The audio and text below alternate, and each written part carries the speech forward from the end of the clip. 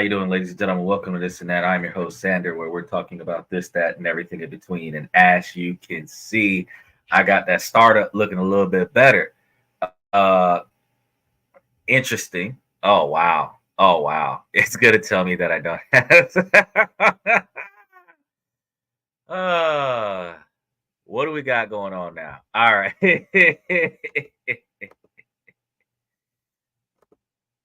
Either way it goes, ladies and gentlemen, welcome to This and That. I'm your host, Sander, where we're talking about this, that, and everything in between.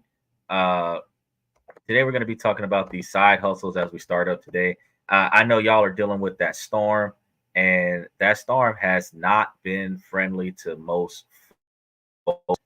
So I can only imagine that you guys are having a little bit of difficulty with your internet, the same way I'm having a lot of difficulty with my internet. So bear with me as we try to get through this. Uh, let's double check. Look at that.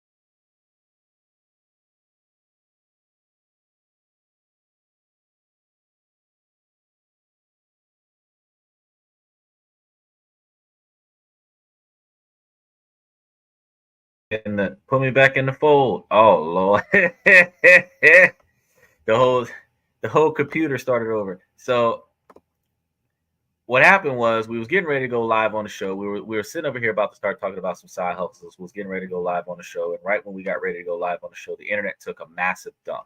So everything went out. So I'm guessing some of the nearby towers kicked the bucket again. But y'all know that they got like a Cat 5 hurricane going on in the United States right now. So a lot of us is being blown over. And we got to adapt to that. So while we're trying to adapt to that, I know we're bored. We can't really catch our normal TV shows. Those of us are trying to get onto the podcast and see what's going on the live podcast. Some of y'all are actually just scrolling through TikTok and you just so happen to come across this show. And I'm glad that you got here. So since you are here, thank you very much for coming. Welcome to This and That again. Make sure that you like and subscribe. We're trying to get that membership up there, trying to get closer to 100 grand worth of followers. We want to get a stream key so that we can incorporate everybody onto the same location on StreamYard. But, until we can get everybody in the same place at the same time, I got to stream you guys from multiple different locations. From not only am I streaming you guys from streaming TikTok, I'm also streaming on YouTube, Twitch, and Twitter. So all four platforms, trying to get all y'all in the same place at the same time. So I just really appreciate you guys for coming to the podcast. And I want you guys to be able to enjoy the show. So if you want to see more stuff about us on YouTube, you can click that bottom right corner of the screen until we've crossed over the stream key. You guys will see that at the bottom right hand side of the screen. Also, y'all see that our goal is right there at the bottom in the middle. For those of you that are on YouTube and Twitch, you're not going to see that because that's on the TikTok side of things. But everybody on the YouTube and Twitch side of things, you guys get to see what's going on as well. Maybe I might just mastermind a situation where if I grab another laptop that I can and I can probably do that because I know that those of you guys that are on YouTube, y'all see that we got a link in the description for Temu. You can buy yourself a laptop from Temu that's pretty reasonably priced and to do what we're doing. And then I can have a side-by-side situation and have a laptop next to a laptop. Lord, Xbox then jumped in. Look. Well, look, when the computer want to get on, the computer gets on. I love Xbox. I've always been a fan of Xbox. I guess shout out to them since they jumped into the middle of the podcast. Wasn't expecting that. I know you guys on TikTok seen that, but those of you that are on YouTube and Restream didn't see that. How you doing, Ellis? So we're talking about these side hustles, and while we were talking about some of these side hustles, there are some hustles that you can do where you can get your grind on and you can make you a decent quantity of change on the side that adds on to the kind of money that you're making on a day-to-day grind. So let me dive right into those real quick because I know y'all were being ever so briefly patient towards the restart of the show today. And when I decided like I'm going to talk about side hustles, I just didn't want to talk about any old random thing. I'm like, man, this is stuff that you could do at your house. This is stuff that you could do as like a side, whatever, that in addition to whatever you got going on your 9 to 5. So it doesn't require much startup. It doesn't require much put together. It just really requires you just paying attention to what you have already, because no business, no matter how big or how small it is free to start up, and it takes nothing from you to get it started. Somebody has to put something into it in order for it to exist, and then you just got to put a little bit more into it in order to take what exists and turn it into something that'll make money for you. Now, the difference is, like I said on the hustle show and the other show that I was talking about, when we were talking about the hustle culture, and we were also talking about the effort versus the reward. When you start putting in too much effort into something, that's when it starts becoming more than it's worth. Now, I understand that a lot of times we look at certain things and we say, well, at least it's paying the bills. But I mean, if you're valuing your time, like some people say that you limit your money based on the quantity of time per hour or money per hour that you can make. The fact is that most of us who are used to working on a dollars per hour lifestyle gauge how much we're making versus how much we could have made based on how much money we're making within an hour's time and how much effort we have to put into that hour in order to get that money. So quickly, freelance working is basically you working for yourself. That is one of the more dominant ways that you're going to make you some extra money on the side, but it's going to start off almost feeling like a hobby, because when you're doing freelance working, you're only going to get picked up once every now and again off of the work that you do, unless you are doing something inside of your field and you just so happen to stray away from the company and you start doing that same work somewhere else, where depending on what it is, because depending on the job that you have no competition clause. So you don't want to negatively impact your current employment by branching out and doing some stuff by yourself. But let's say, for example, you're a writer, you're an artist, you like to draw, you're a painter, you like to make little short videos, you do good essays, you're a good test taker, whatever. The freelancers that there's places like Fiverr and other stuff that you can use to take your natural skills, put it up there on the market, make you a little bit of money off of it. Now, fact is that you still got to promote yourself. So some people have to sign up on some type of platform somewhere to promote themselves on the internet, so that when somebody's looking for a little help to get something done on the free ski, or not on the free ski, on the cheap side, on the low, that's when you end up in a position where you are scrolling through the internet. You find out, oh, well, somebody would do the same task for like 30, 40, 50 bucks that somebody else would have charged me $200, $300, $500 to get done. That's when you start picking up people, word of mouth, references, recommendations. So you have to do good work for people in order for people to promote you to other people. You have to do some work for some people so that you can get the reputation for people to say, I want this person to do that same job for me, and I'll pay them top dollar to get it. So freelance working is the way to get that done. But this is a plethora of things that you can do inside of freelance working that actually could turn into a way that you can make some money. Now, I'm going to start off picking these off from the ones that require pretty much no money, but to do, but it is going to be a builder.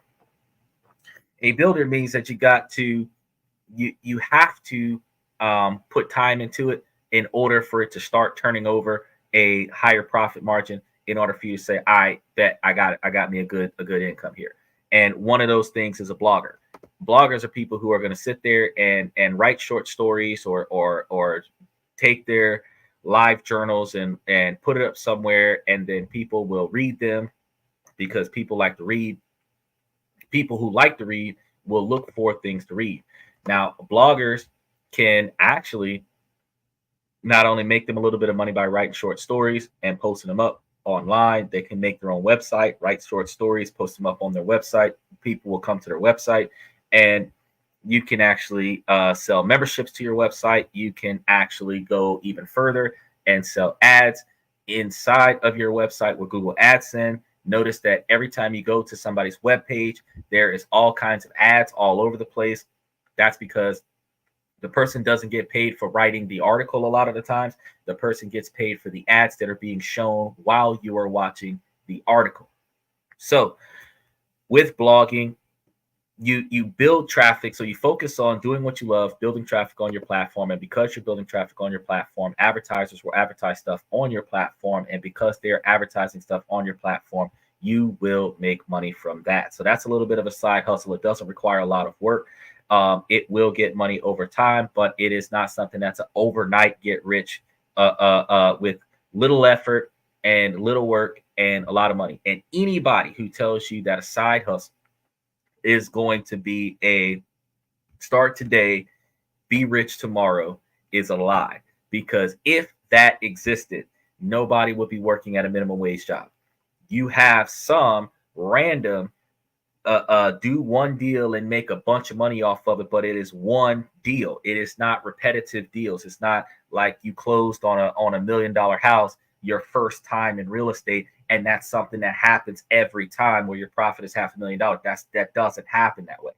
It can happen, but it's a one-off. It's like hitting the lottery. It is a rare breed, but there is a decent profit margin in there if you put in extra work. Because when you do things like real estate, while you can make money off of buying and selling houses, the money that you spend on getting the house and rebuilding the house comes out of the profit margin, which is why you go and buy houses that are a third or more less than the after repair value, because you're going to put almost half of the money into buying the property and repairing the property, where the house will be worth twice as much money as you spent on it. And then that profit margin would then be divided between you, the broker, the real estate agent, advertisement, the construction workers, everything like that. And when you walk away from the investors, people who lent you money to get started. So if you start off with no money in your own pocket, borrow $150,000 to buy the property, $50,000 to fix the property, you owe somebody $200,000. If you promised them $20,000 on that $200,000, that's 10%.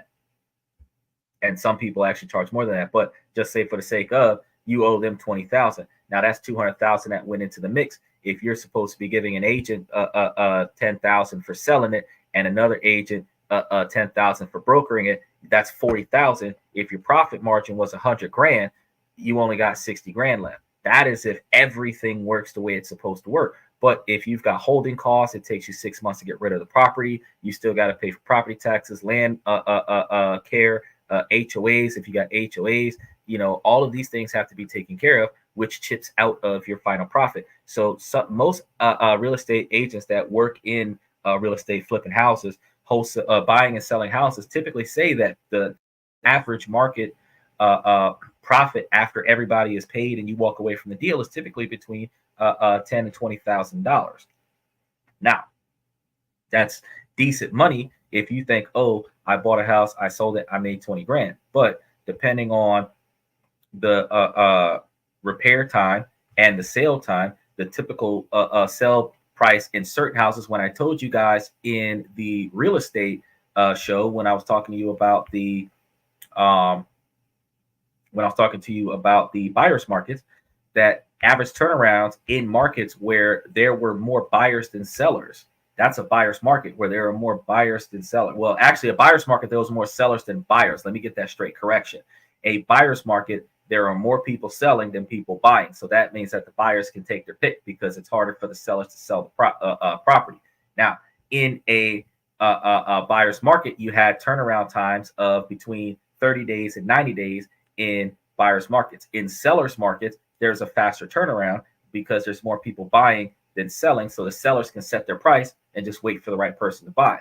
But if it's taking you up to 90 days to get rid of a property and it takes you up to 6 weeks to fix a property, you're looking at approximately 2 months to fix it, 3 months to sell it. That's 5 months, and up to 2 months to close it. That's 7 months to make $10,000 to $20,000 of profit. So if you did that twice a year, it would take you 14 months to make 40 grand.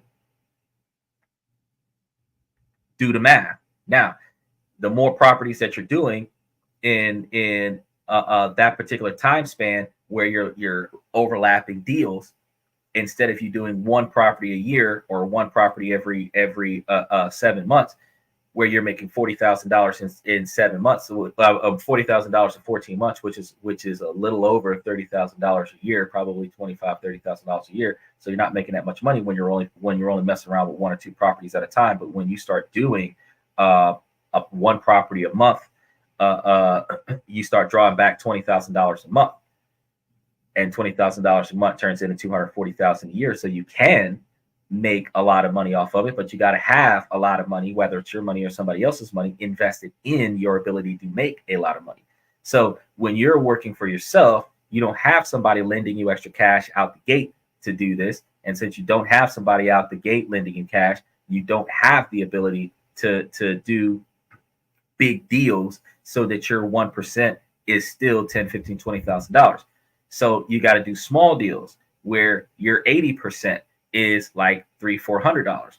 But just like lawyers that get paid $80 to $100 an hour, they still got to see 10 clients in a day to make $1,000 a day.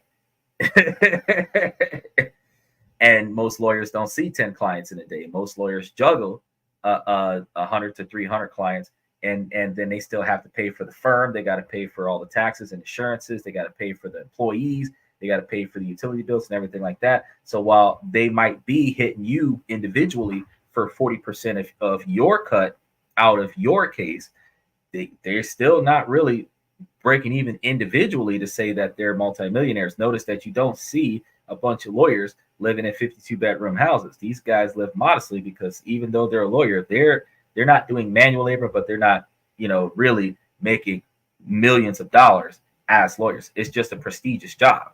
But really good lawyers are making $60,000, $70,000 a year, and really good cooks at a Waffle House are also making $60,000, $70,000 a year. So let's just really think about who's really doing what, because at least you can eat on the job in a restaurant. So back to these side hustles, because I was just telling you guys about doing a blogger. If you're thinking about blogging, the next step that you can think about is online surveys. So if you're doing online surveys, that's another thing that I want you to take into consideration. If you're doing online surveys, you want to make sure that you are first finding a reputable survey. So it does take you a little bit of work. You do a couple of surveys, you get paid a little bit, and then you keep doing those surveys. Now, surveys are time consuming. They're not going to give you a lot of money, but depending on the style of survey, you could get a few dollars off of each survey that you do. You're just answering a bunch of questions. You can be accurate about it. You can not be accurate about it. Some of those surveys are clickbait surveys, and that's one of the things that I don't like about doing surveys for pay.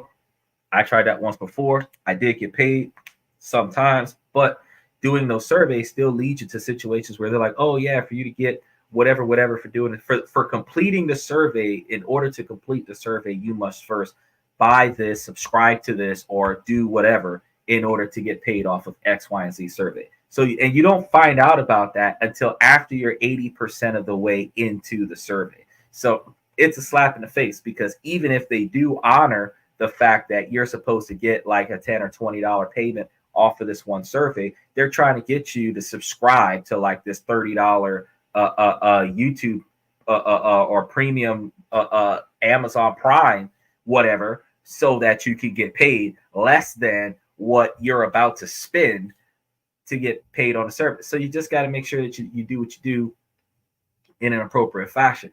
But if you're doing surveys like you got earning money by doing surveys with Shopify and other places, there are plenty of places that legitimately give you a survey, and if you ask the survey, they'll give you some money.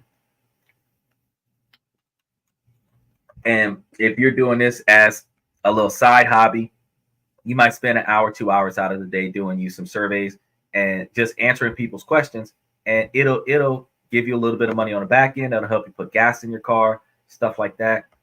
And it's not really going to hurt your ability to make you some money. Now, here's a thing that I thought would be a little bit in line with what we were just talking about with being a blogger. The affiliate marketing field. Now, you notice that depending on what you do these days, people end up talking about the affiliate marketing area. Now, affiliate marketing is going to be doing the same thing as blogging, except you're going to be putting more effort into promoting a product. If you're doing straight ad review affiliate marketing, your blogs are going to be talking about certain products. Your blogs are going to be talking about how good this product is, comparing product A to product B. This type of information is valuable for the internet because most of us typically Google what a product is, what it does, what its features are, and somebody would have had to blog that and put it up online. We typically click links to see what it looks like.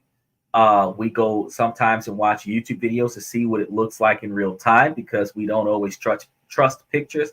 And sometimes the pictures don't do it justice. So we end up looking for more information, and that information comes from bloggers. So those bloggers, you end up inadvertently sometimes buying the product from a blogger, and that's where affiliate marketing comes from. Now, you make you a little bit of money off of that. You don't really have to work too hard, but you have to remember this cannot be your full-time job going out. This is something that you're going to dedicate a few hours a day to or a few hours a week to so that you can make you a little bit of money on the side. And as your business expands, you want to kind of redirect your attention to the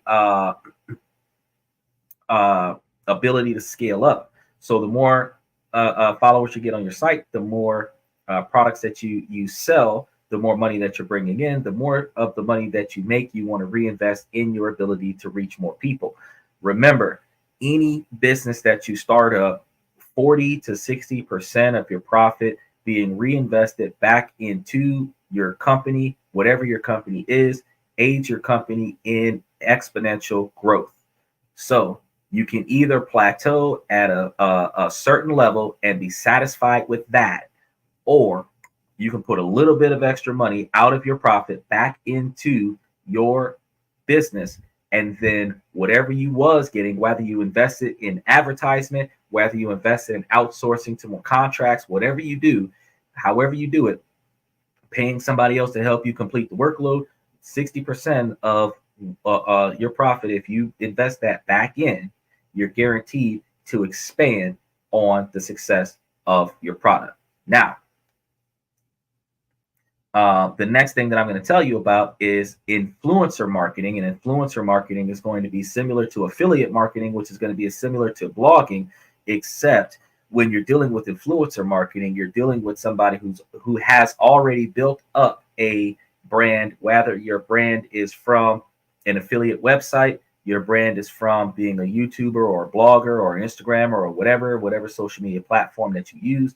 That person then is going to utilize their followership to advertise products on their platform. By doing that, once you've built up a reasonably sized platform, you're sitting in the comfort of your own home and you're advertising other people's products. You're selling their stuff. You're talking about how good or how bad something is. If you're going to be the bearer of good news more often than not, then you want to definitely critique things in a positive light, talking about the ups and downs. You don't want to say that something's just 100% garbage just for the sake of saying it's garbage, even if you're very disappointed in it, because if you're not giving positive reviews about people, then you'll build a reputation of not giving positive reviews about things. That will lead you to being rejected to utilizing certain products because they don't want you to speak negatively of their product. But if you're always promoting positively other people's products, and when you're promoting other people's products positively, no matter how much you did not like their service, that could lead you to a position where as those people got more views for your promo, more often than not, there's somebody's going to give you some type of compensation for that particular type of effort. And you can end up building a reputation where you speak highly of places that you go, which leads them to get more sales, which leads people to encourage you to come there and sometimes incentivize you coming there by offering you more perks to go there and do what you do in their location. Now, outside of that, you've got your monetizing a YouTube channel. You see a bunch of podcasters out there doing it right now. You can monetize a YouTube channel by creating videos. You can monetize a YouTube channel by just doing little shorts. You can remix other people's videos and put them back up there. You can go and do other podcasts, because podcasting is another way for you to make money as a little side hustle from other social media platforms. Women are they're more easily able to make money off of podcasting or make money off of social media platforms, specifically because if you get on platforms like TikTok or Instagram or YouTube or Twitch or Twitter and model clothes, they actually have affiliate programs that will pay women to model their clothes on their platform. And you scroll through TikTok already, because those of you that are looking at me right now have seen, oh yeah, I've probably seen 5 or 6 different times a chick was just standing there with some backdrop music and she was just wearing this outfit. Well, they don't just wear the scantily clad outfits because of their demeanor. A lot of times they're being paid $50 to $100 a video to stand there and wear that outfit. So they're getting paid to put the outfit out there,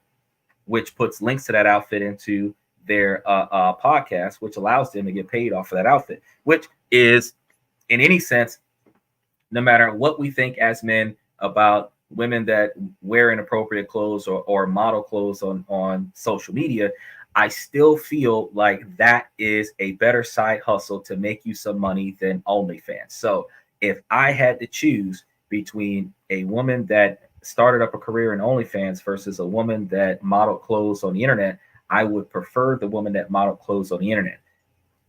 Outside of that, I still got like 25 other ways that you can make you some money where you're not modeling clothes. But in addition to modeling clothes, women can actually do a live podcast about putting on makeup. So, I mean, you guys could do stuff other than showing off your body to make money, but it's easy for women to show off their bodies to make money because men like looking at women's bodies and men will pay for it. Advertisers will pay you for it because people will buy stuff, because women will spend money on getting that outfit because it looked good on you, even if it doesn't look good on the woman that's buying it. And, you get a lot of traffic because men will watch it. So outside of those internet level things, you also have, interestingly enough, pet sitting. Pet sitting is a good way to make you some money, and it's easy. It is super easy. You just got to like pets. And you also have to have the accommodations for pets, meaning if you've got dogs that don't like other animals, you can't have other animals at your house. But if you've got dogs that are friendly, that don't mind interacting with other people, you can house sit other people's pets and make you some money. And all you got to do is just don't let the animal die. Now, if they've got a sickly dog or a sickly cat where you got to give them medication and stuff like that, you can charge a little bit more. You're only going to have this animal for a few hours, sometimes because it's cheaper than paying for pet owners that travel have to pay the vet to put their animal in a cage for a week to 2 weeks while they're going out of town because they can't take their pet with them. Not everybody has a registered service animal, and not everybody with a registered service animal has the animal trained to the magnitude where they can do long distance travel, be away from the home for extended periods of time, and they might just have too many animals with what they're trying to do. They might be able to take one of them and they might have to leave another one behind, and they don't want that animal to be caged up for 2 to 3 weeks. You can capitalize on that. They have different apps where you can sign up for the app, and the app will redirect people in your neighborhood to drop off the animal at your house or arrange for you to pick up their animal from their house where you can sit their animal. Now, alongside that, because you got to understand there's niches within niches, if you don't want to deal with these animals at your house, you and even your kids could get jobs as dog walkers, because you don't have to have the animals at your house. You could just get paid to go to somebody's house, grab their dog, take their dog down the street and get some exercise. You can get paid for this $10, $20, $30 a dog to walk them 15, 20 minutes. If you're getting $20 to spend 20 minutes playing with somebody else's pet, isn't that, and you're doing this for 20 minutes, you know what I'm saying? 20, 30 minutes. You're making more money walking this person's dog. You don't got to feed it. You don't got to do anything else with it. You just got to take it down the street, let it use the bathroom, bring it back. And you're making more money walking dogs than what you would be making working in a fast food restaurant, working in a Fortune 500 company. Some people say, no, that's not true. Not a Fortune 500 company. Well, if you're walking 5 dogs at the same time and all those dogs are friendly towards one another, you're making $100 to walk 5 dogs for 30 minutes. Now, if you're able to master that 2 walks an hour, you're making $200 an hour, taking 10 dogs an hour out for a walk. Now, tell me how many jobs that you know that are paying $200 an hour just to walk around in the sunshine.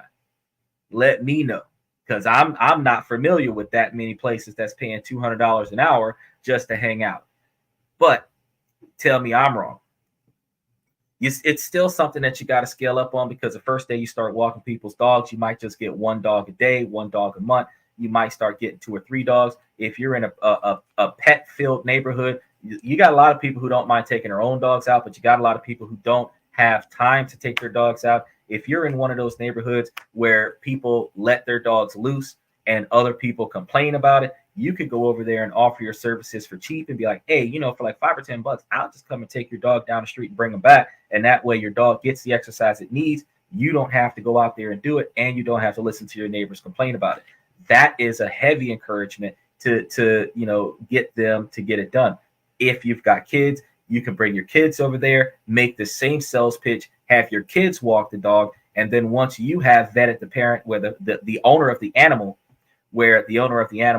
recognizes that your kid's going to come and walk the dog, you know where your kid is at, you can let your kid come over there, walk the dog, and your kid starts making his own allowance. And however much he can hustle out of this, $5, $10, $20 an hour for each dog that he's out there playing with, just bring them back alive. Don't let them get hit by cars. Don't let them get off the leash. Your kid can go out there and come back and turn a profit where he's making his own thing. Develop him a little baby LLC, get him a business bank account, show him how to invest, show him how to pay taxes. Like, all of these things can happen from simple side hustles like this. Now, one of the things that we normally do is deliver packages. You got VHO, you got other small companies that allow you to just use your already existing car and transport stuff to random locations. Amazon's got a company that allows you to transport packages. UPS, USPS. You see people dropping off packages in their cars. They're not even in company vehicles anymore. That's because they have offset the abundance of packages. They have offset that to subcontractors to deliver these packages for them. There's also companies that pays even more than the average delivery company to transport medical supplies and hazardous materials. You just have to get the certification for some of that stuff. But if you're willing to put up a little bit of cash to get some of that stuff done, you would be able to then utilize a little bit of capital to turn yourself into your own transportation company. You work when you feel like it, you leave when you want to, and you're making a little bit of money. If you've got your regular 9-to-5 already, but you're trying to do a little bit of extra cash, this is a good way to get you some more money on the side, where you don't have to worry about really promoting yourself, because there's already a demand. They need drivers, and you've got the supply. You're going to drive. That's how you set this up. We already know about rideshare stuff, and rideshares is just like delivering packages. Uber, Lyft, now they just started advertising Black Wolf, which are all rideshare companies. They're transporting people. Transporting people is just like transporting packages. The demand is someone or something is in one location and they need to get into another location, and they don't want to wait for the normal services to get it there. So all of these companies are able to start up transporting people and stuff from one place to the next in order to get that stuff done. And you can make you a little bit of money off of it. You can make you a lot of bit of money off of it if you scale it up, but it requires you to make a little bit of money here and there and reinvest 40 to 60% of it back into your business in order for you to build it up. You also got another way that people can do, which is easy, but I don't really like it. I've tried it before. Rent your spare rooms out. You can do this through Airbnb, where you can rent out a room. I don't like it. And one of the reasons why I don't like it is because you now have to keep your house extra clean for strangers to come into your house and potentially tear up your house. Now, I had a lot of good guests that came over through Airbnb and other such places where they would come random hours of the night, first thing in the morning, on weekends. I wasn't even expecting them. And some would show up and be there for a few hours. Some would show up and be there for a couple days. You know, it gave me somebody to talk to because I live alone. But the problem is, you know, I have to be more accommodating. I have to remember I got people in the house. I got to come out of my room dressed, you know. So there's a lot of things that I got to deal with that. But if you're trying to make you some extra cash and you got some extra space in your house, renting out a room is another way to make you some money. Another way to make you some money, renting out space in your room. Like if you've got a garage that you don't park your car in, you've got enough space to store somebody's stuff. You can use your garage as a storage unit. People can give you a certain quantity of money to hold their shit. As long as you stay in that house, their shit can stay in your house. You make you a little bit of money off of space that you don't use. This is a good way to have little effort to utilize assets you already have, to use those assets to make money for you. And then you take the money that you're making off of utilizing your house, because your house is a business, which also means that it's partly tax written off, which also means that you're going to save a lot of taxes on the money that you're making, which also means that you will be able to use that money to pay towards what? Your house. Now, let's see. Let's cover a couple of these other ones. So we did that one. We did this one. Digital products. You can sell stuff online. That is going to coincide with drop shipping. But let's talk about digital products first. Digital products is anything that somebody can buy from you online and then download it directly to their device. You don't have to have a inventory of anything. You just put up a save file of a product up online, a link to the product up online, and whoever gets authorization to click the link, downloads the link, or clicks the link, and it automatically downloads to their device whatever it was that they were trying to get. And as a result, you make money off of that. Instead of paying Amazon to store stuff, instead of paying Amazon to ship stuff off for you, which they tend to run 60 to 70% of your profit when you have to buy the product in bulk, get it shipped to you, then you've got to ship it directly to them with all of your invoice numbers on it, which you're paying shipping twice now. Then you've got to pay Amazon to ship it to the customer. There goes a third time that you're paying shipping. And now you're paying them to box it up and ship it off for you so that you can automate your drop shipping company. All of that money comes out of your profit. In order for you to make a reasonable profit, now you have to sell your product higher than what you would have sold your product had all you had was a digital product where they look at the listing, they click on the listing, they buy the listing, and then they download the listing. So now you're getting paid because they bought something. Even if somebody like Amazon or Shopify was getting a percentage of sales, they're only getting a percentage of sales of a product that pays for itself, because you're not paying for holding costs of the product. You're not paying for shipments of the product. You don't have to have 2,000 units of the item. They just have to have access to a downloadable link. Then they gain access to that downloadable link by making the purchase. Granted, you're going to have to pay some money into setting it up, because there is no way that you, with no knowledge of this, is going to set up a package, a digital service that is going to allow them to download stuff and effectively make money off of it without a little bit of help. So you're going to have to pay the cost to be the boss. It's the cost of doing business. But the fact is, while you're going to make money off of that the same way you're going to make money off of drop shipping, I did drop shipping and I made almost $11,000 in 30 days doing drop shipping. But the problem with drop shipping, you got to keep track of your product. Your product is going to, there are certain products that are allowed to be sold. There are certain products that are not going to be allowed to be sold. You're going to have to deal with certain products that are going to phase out of popularity, certain products that are going to stay in popularity. You're going to have a low demand of products that you advertise and a high demand of products that you're not advertising. and you're going to spend a lot of time hunting for the next thing to sell. When it comes down to drop shipping can be a big business. But as you guys know about Temu is kind of revolutionizing the drop shipping industry. While Amazon is still doing a good job, Walmart.com is still doing a good job. If you put your product up on Temu, your product's probably going to sell a lot faster at a cheaper price, because Temu helps people who are shopping online on a budget buy stuff. There I go, soundbiting Temu twice today. Just remember, if you're starting a drop shipping company, you just got to look into getting into that as well. But that's another way for you to get you a side hustle and make you guys some money. Now, I know that these are some of the core common ways that you guys can get out there and make you a little bit of money.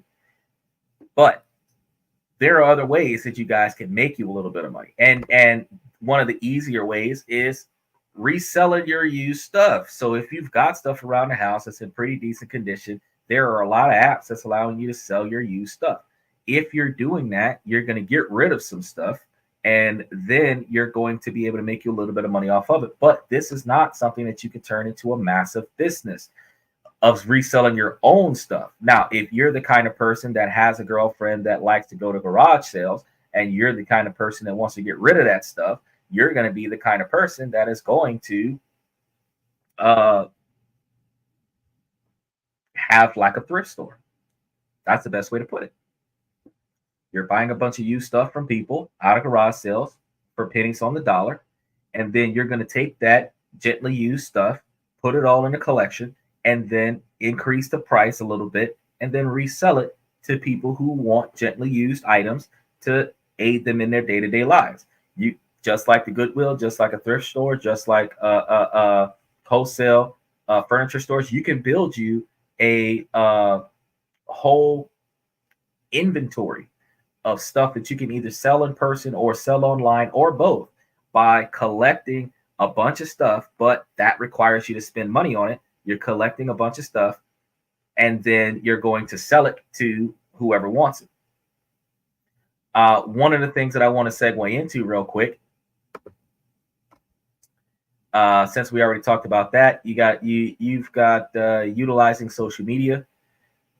If you utilize social media, whether you're selling yourself or you're selling, and I said that, whether you're selling your own skills or you're selling the skills of somebody else through affiliate marketing, or if you're selling a product that somebody else is offering, you can make money off of social media from all of the different social media platforms.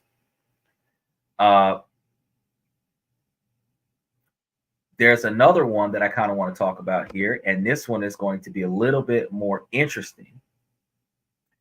Have you ever thought about writing an ebook and selling it online? So from printing it to illustrations, you're talking about crafting it, designing it, piecing it together. You can make yourself a book. You can self-publish the book. If you self-publish it as an ebook, you can put your ebook online, and then you can start selling your ebook. And here's one of the things that I think is really interesting about being your own boss. I'm throwing out a bunch of these ideas, and you know that you can take a lot of these things and put them together and have one massive get her done company. Take, for example, writing an ebook. A blogger can put a bunch of his articles together, turn it into a book, take that book, turn it into a digital copy, take that digital copy, sell it on a digital platform. Using that digital platform with affiliate marketers, you can sell it on any monetized platform such as YouTube, TikTok, Twitch, or Twitter, and make yourself some money. You can make yourself, matter of fact, you can write a book about past events and past activities that you've experienced, then turn that book, in addition to your normal blogging, turn that book into an ebook, and then sell that book on SD and other such platforms where they can download that book after paying for it and turn a little bit of profit. And then because it's an ebook, you can sell that ebook really cheap, $7, $10 for the book. as opposed to $50-$60 for a paperback book because you had to pay a massive publisher company to print your stuff. In addition to that, here goes some other things. I told y'all there's a lot of ways that we could be making some money.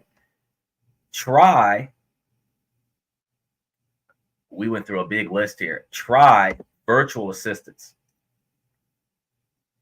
Being a virtual assistant, you are able to take the tasks of somebody else. And this is going to be remote jobs where they're going to want you to sign on to something. They're going to want you to pick up tasks and perform small chores to aid the primary employer. These could be individual steps in a large project where you're not responsible for the whole project. You're just responsible for this step.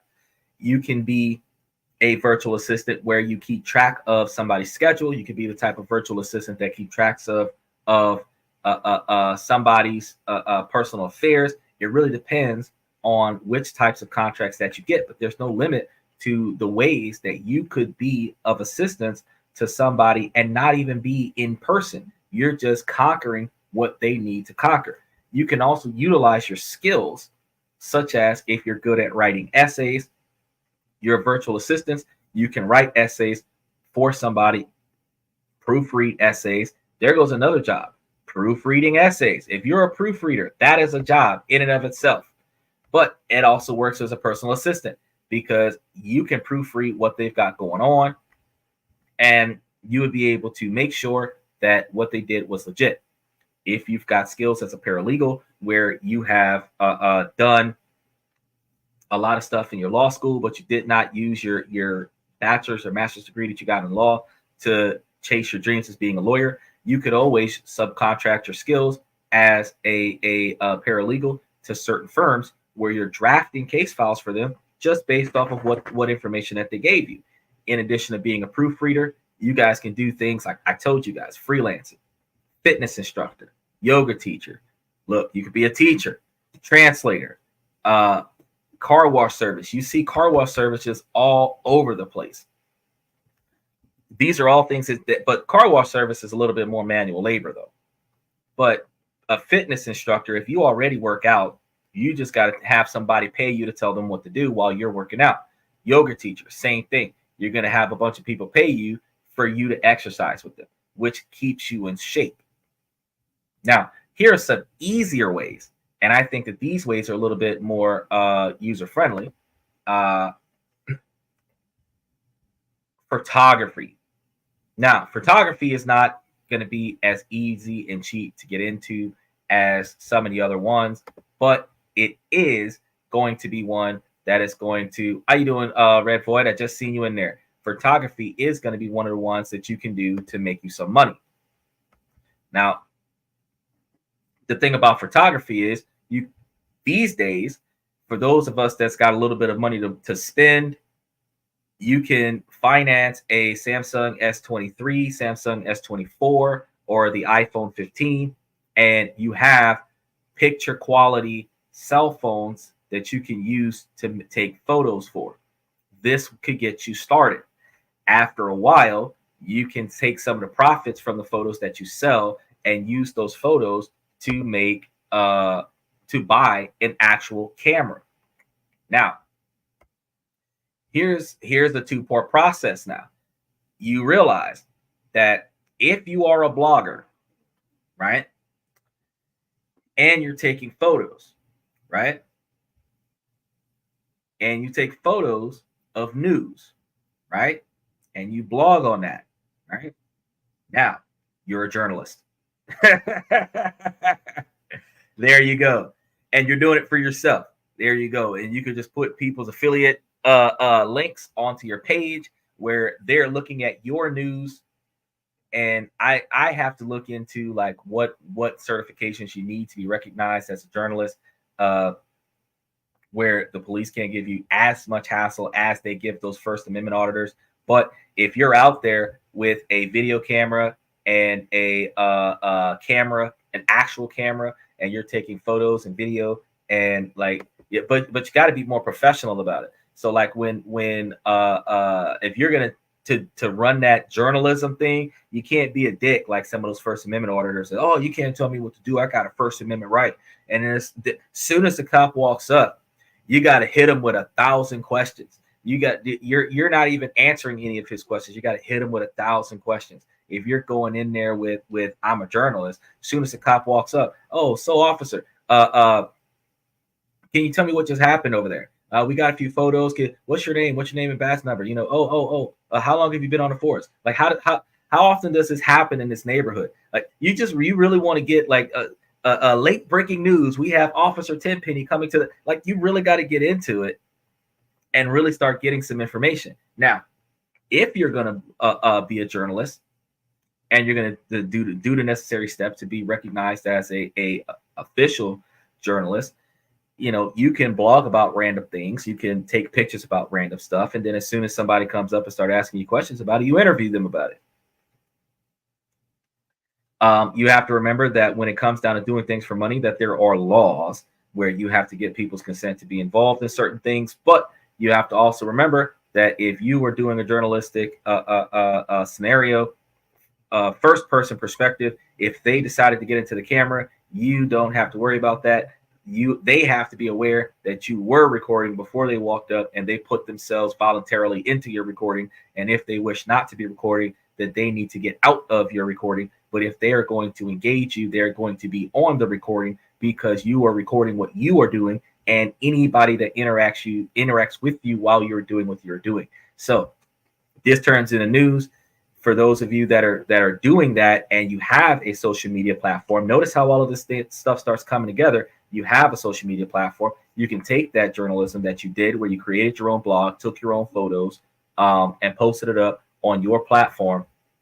And now you got people watching the videos, reading the stories, and looking at the pictures. Somebody will eventually see your work. They're going to like your work, and then they're going to ask you to either do some work for them, or they're going to pay you to have something air on your show or on your channel because you've got a lot of people following you. Now, this allows you to build your own brand, which is where our next side hustle comes from, which is designing your own logos. You can design logos for yourself. You can design a bunch of logos, and then you can just sell random logos for people who don't really know what kind of logo they want to have. And because people come up with the idea that I'm gonna make a business. There's two things that you need to make a business. Well, I mean, outside of the legal schematics, the two things that you need for a business is a name that everybody can use to coordinate the service to you, and a logo so that they can visually attach that service to you. When you don't have space to have your company's full name up there, if you have a certain location where it's just a logo that kind of represents who you are, then they're able to say, bet that is say, for example, this and that, because the podcast logo is stuck on the merchandise. So you know what that attributes to. Whatever service I provide, it's attached to that logo. Whatever service I provide, it's attached to that name. So you can take a lot of these different side hustles that I've been telling you today, put them all together, and turn yourself into a small business. Another thing that you can do, and it is a very, very lucrative thing to do. Let me double check and make sure that I've covered. Yeah, I've covered most of those. This thing that I wanted to talk about, because it's up here twice, and that's why I want to talk about it, because it's up here in two different ways. And I want to make sure that I scroll through this and double check it. Tutoring. Okay. Reason why it's up here twice is because being in real life or online tutor is a little bit different than being an in real life or online teacher. Now, what is the difference between being a tutor and being a teacher? Your friends not having respect for you for saying that you're a tutor because you're a teacher, because the difference is a certification. Anybody can be a tutor. A piece of paper, just like the high school diploma, just like the bachelor's, master's, the associate's degrees, the PhDs, a teacher is a tutor that has a 4-year degree in education. That's what a teacher is. A tutor can be a high school dropout. A tutor can be a middle school dropout. A tutor could have never gone to school in their life, but they know the material that you're trying to learn. They can aid you in learning that material. That is a tutor. A teacher will teach you things that you don't know. A tutor will help you understand things that you don't know. A tutor doesn't necessarily build the course curriculum to teach you things that you don't know, but they can help you with the things that you are about to come in contact with by you providing them with information that you need to know, and then they will organize when you will know them, which starts falling in line with a teacher, because a teacher specifically knows what they're going to teach you before you get into the classroom. Some teachers tell you what they're going to teach you for this period. Some teachers teach out of the book. They know what the next chapter is about to be. They got the slides. They've got all the teacher materials. They just teach. Teaching is one of the easiest things that you can do, especially if you're subcontracted as a tutor or a private teacher, because as opposed to working in a public schools have kids that are sent to school because a school is that child's babysitter. The parents don't got time. They got to go to work. The child does not have the same level of discipline as children that were properly parented. That child is running amok in the school, running amok in the classroom, very disrespectful to their peers, very disrespectful to the adults. And you've got to deal with those types of children. A lot of times you will find that some schools put all of the children with the same poor attitude in the same class to minimize the impacts of those problem children on the rest of the student body. Now, the issue that you're going to have is that some of the teachers just starting out are going to get the harder classes where less students want to learn. The problem with being in a public school versus teaching on your own is that when you are affiliated with a educational platform, a massive educational platform, whether it's in person or online, you represent that platform. So if you as a public school teacher decide to have an OnlyFans account, the school is going to terminate your employment for inappropriate behavior. If you are working in a public school system and you are found like hungover, drunk in a bar or face down at a strip club or something like that, you could get fired from your job for inappropriate behavior outside of job. So outside of having to have self-control and self-discipline in the classroom so that you are not getting fired for your behavior with the children in the classroom, you have to hold yourself to a higher level of standards so that you do not get fired for your behavior outside of the classroom. And depending on what level of education you're in and what type of history that you have, certain criminal backgrounds are not overlooked by certain educational facilities, where you then are going to have trouble with getting and or keeping employment if you hid the fact that you had negative things in your past and they found them. These are situations where some of the seemingly smarter kids decide to try to blackmail you, because if the dean finds out, you could get fired. Now, if you're teaching on your own, which is why I told you freelance work is really good.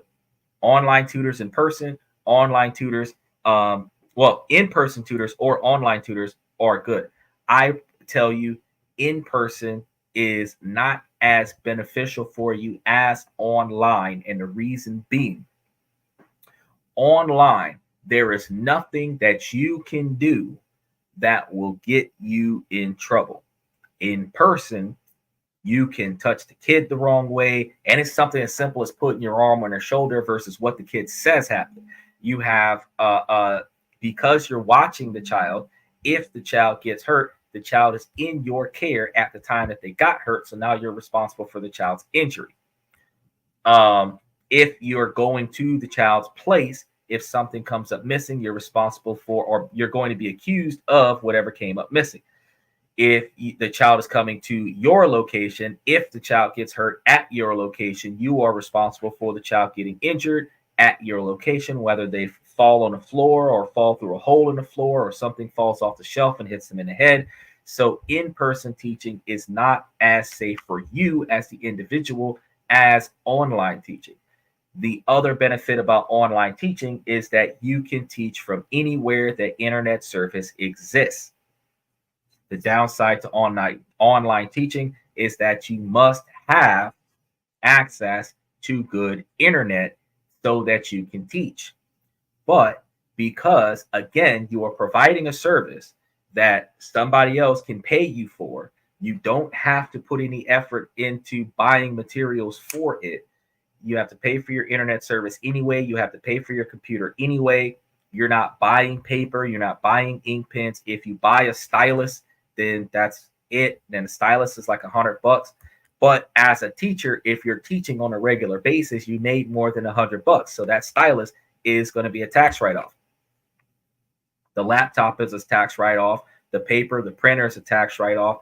The internet service is a tax write-off. But think about the fact that these days, as opposed to back in 2000 and 2010, these days in 2024, there is online content that you can download for free that can allow you to aid yourself in providing your students with the materials that they need to learn.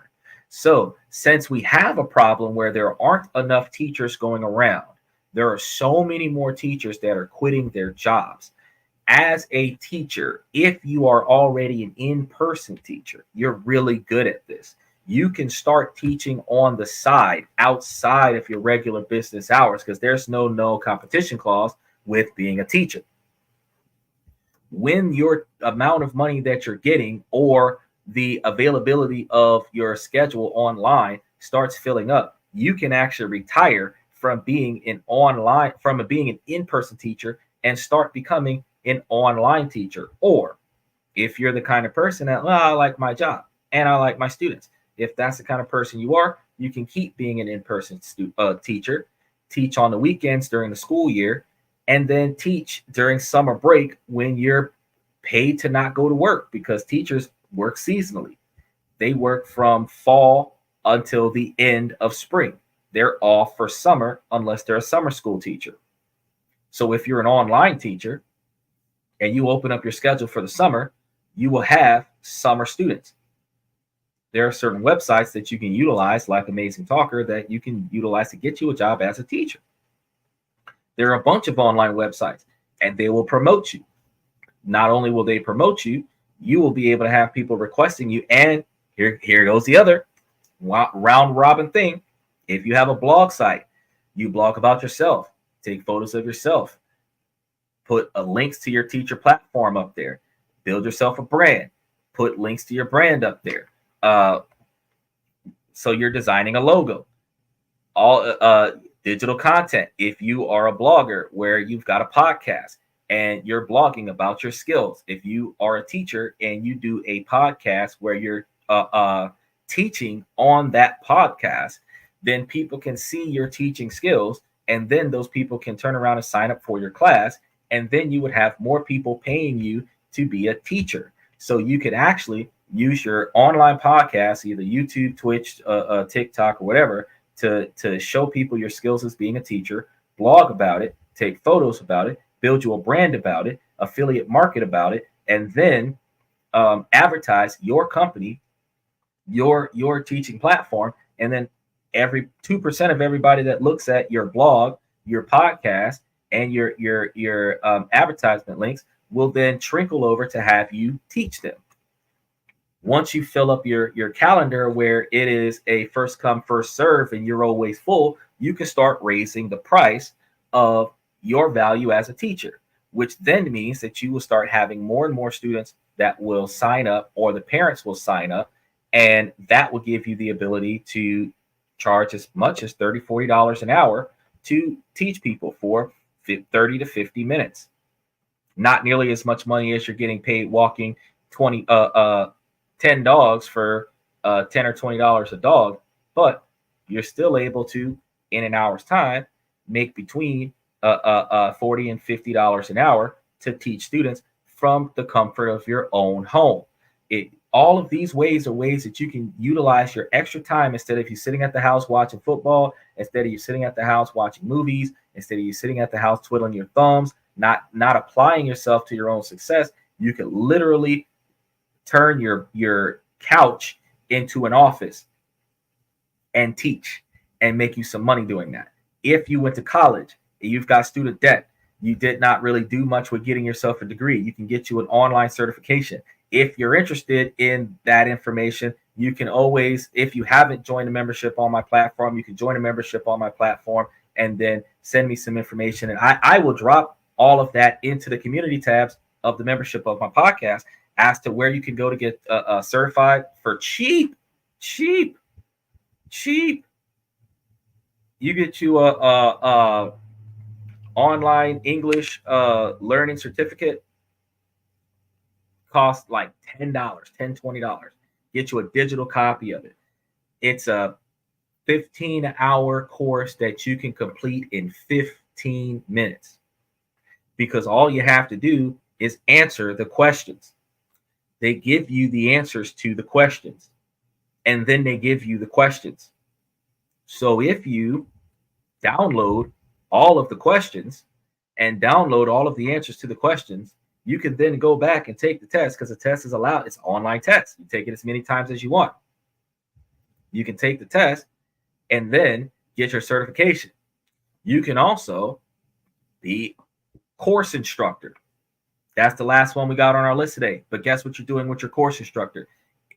Any course, anything that you show on a regular basis, whether it's real estate, whether it's how to become a teacher, whether it's what to do to get better at whatever it is that you're doing, any of that can be done on a regular basis. Gun license certification, any kind of course, driver's ed course, any kind of course where you're teaching knowledge to somebody else, again, a teacher, but you're specializing in a specific thing. That course instructor, people will pay to get that knowledge. So, like I'm telling you, you could get the information that is needed for somebody to be able to go and get certified quickly and very effectively, where those individuals can come to you, pay you a little bit of money to help them get through this test a lot faster. And then you can actually get an affiliate link. Again, what I told you about affiliate marketing, where they click your referral code, go take this test because they came to you to get information on the test. They go take the test, they pass the test, get the certification for the test. They use that certification to be recognized as a teacher, not a tutor, because tutors get paid less than teachers. So while a tutor could get $10, $15 an hour, teaching people $20, $30 an hour if you're really good at it. You got to be really, really good at it, probably college level good at it. But a teacher, you can make between $25 and $30 an hour, $40, $50 an hour, and get a lot more recognition from not only online platforms that teach, but if you're teaching online, you can decide to segue over to teach in person. You could be a substitute teacher, where if you want to get out of the house and go to certain schools where substitute teachers, all you got to do is just stand there and make you some money. You just got to stand there and watch the kids until the kids go home, because a substitute teacher doesn't teach the regular curriculum. You could be the type of substitute teacher that is going to teach the kids, where the kids are going to, like a long-term substitute teacher, not like a 1 or 2 day substitute teacher. Like if the teacher's out for the year or the teacher's out for the semester, you're going to be there for the next couple months. You're actually going to teach these kids. That type of substitute teacher, you might actually want to get in there and start getting it done. But if you do a good job, you can go from being a substitute to being an actual teacher. One more thing that I just thought about that is another way for you to make you some extra money. And before I go into the next thing, if you're using Fiverr and other affiliate locations to advertise yourself as a teacher, you can pick you up a larger customer base. So the other thing that I was just thinking about, in addition to being a teacher, you can be a coach. You can get paid to whether it's a gym coach, whether it's a sport coach.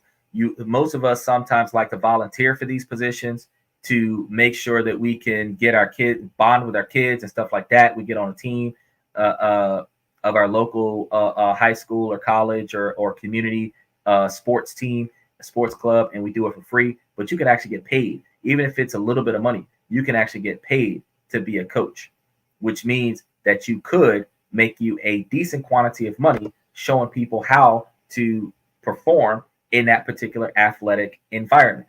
Now, all of these different ways, and I think I've gone about 20 of them, at least 20 or 30 of them, that I've spent the last hour and 10 minutes telling you different ways that no matter what country you're in, no matter what country you're in, most of these things you can do to make some extra money. So even though you work 40 hours a week, you can still take 10 or 20 hours a week out of your day and do one of these side hustles that I'm telling you about and start building you some extra cash off of it, and then utilize that extra cash to take care of the household, gives you some financial stress. And then you can utilize the fact that you've built up a network of people. You can start transitioning into working for yourself. How you start transitioning into working for yourself? You go from working full-time on your 9-to-5 job, especially if your side job is paying you twice as much money per hour to make money. You then reduce your workload. So you go from working full-time to working part-time. You go from working 5 days a week to working 4 days a week. So now you're working 4 days a week on your primary job. You're working 3 days a week on your other job. And it's a job now. It's not just a side hustle. It's a job now. As your job on your 3 days a week is making more money than your job on your 4 day a week, you reduce your workload from working 4 days a week to working 3 days a week. You're going to increase your workload on your side job to working 4 days a week. At this point, when you're comfortable to say that, I'm making more money 4 days a week on this job than what I was making on my other job, I can quit my other job and I can either only work 4 days a week, or I can start working 5 or 6 days a week doing what I want to do, being my own boss and managing my own business. Then you could take that knowledge I gave you about building a C corporation, building a LLC, starting up your own business, getting your own business bank accounts, getting your own business credit, taking that extra money, investing it into stocks, bonds, and real estate, utilizing that stuff to make more money, make money for you. And you can go, especially in your early 20s, you can use this as part of your 20-year plan to go from making a little bit of money, doing a lot of work, making somebody else rich, to doing a lot of work or having a lot of people do a lot of work for you, where you are making a reasonable quantity of money while everybody else is doing the work. You don't have to work, but you started up a business and you are using that business to make money for you. Even with your dog walking situation, you can industrialize your dog walking situation, because if you've got a lot of people bringing you dogs, if you've got a large property, you've got a few people on the property, you can pay everybody else to help you watch the dogs. All you got to do is just keep dogs from fighting each other. As an online teacher, you can have one-on-ones with all of the students where they're paying you like $10, $20, $30 per kid to teach per hour. But if you're doing online teaching, you have the option on certain platforms, when you have a certain quantity of kids learning the same subject, you have the option to consolidate kids and have more kids on your thing at the same time. So if you have a big group and you've got like 5 or 6 kids all learning the same subject, you put all 5 kids into the same class, you're teaching them all the same thing at the same time. If you're getting $20 per kid and you've got 5 kids in that class, you're making $100 an hour to teach. Imagine, because it's possible if you're weeding it out and working it out where all of the kids are learning the same thing at the same time. Or if you're a niche-based teacher where you're working in a certain grade level, everybody in that grade level is coming to you. If you're doing that, you can still use this side job information where you could go from getting paid $10 to $15 a kid to teach 1 kid an hour, to teach 10 kids an hour at $150 an hour. You can even do $150 for an hour and a half, where you're making $50 every 30 minutes off of the 10 kids that you're teaching. The difference is, in that scenario, is that all of the kids that are there want to be there, as opposed to in public schools where the kids don't really want to be there. They go because they have to, because their parents make them. And then you have kids whose parents tell them that the teacher better not disrespect the child, or the parent will come down there and handle this teacher. Now you've got disruptive children because they believe that they're the boss. And when you have children that believe that they're the boss, they're going to tell the teacher what to do. And now the teacher has no control over the classroom. If you are teaching kids where the parent is paying you to teach that kid, which is one of the reasons why private schools are highly encouraged. Private schools are highly encouraged because not only do they have more disciplined students because of their disciplinary tactics that still allow levels of corporal punishment that isn't encouraged in public schools, they also have students that show up and actually are forced to behave in school because their parents are paying money to be there.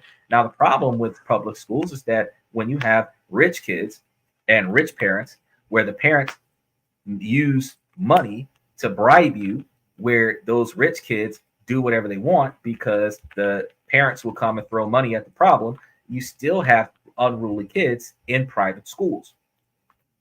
If you have from a subcontracted teacher situation where a child needs to learn and the child is paying you, or the child's parent is paying you to help that child get their grades up because that child doesn't want to fail. It doesn't matter if the parent is rich or not. When you have a child that wants to succeed and they ask for a teacher, or a child that realizes that they don't know what they're doing, and they have a parent that is trying to encourage the child in success by offering to pay for them a teacher, those kids will want you to teach them. So as a teacher, you would be able to get positive children.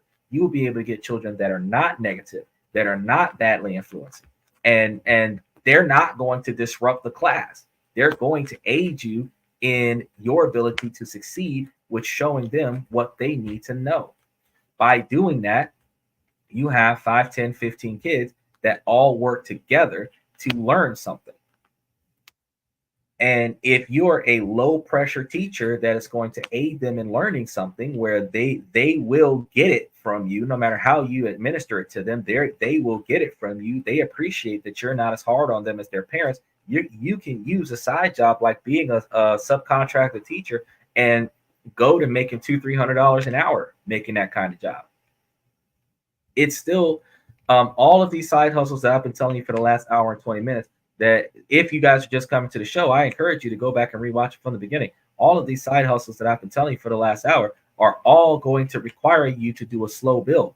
But probably a teacher is probably one of the highest demands next to OnlyFans, that you don't really have to spend a bunch of money on resources, because all of the course material is online, so you can download it to your laptop. You can send links to all of your students for the course material. The most expensive thing besides your computer is a stylus pen, unless you have to buy a webcam. But if you have a laptop, it comes with its own camera.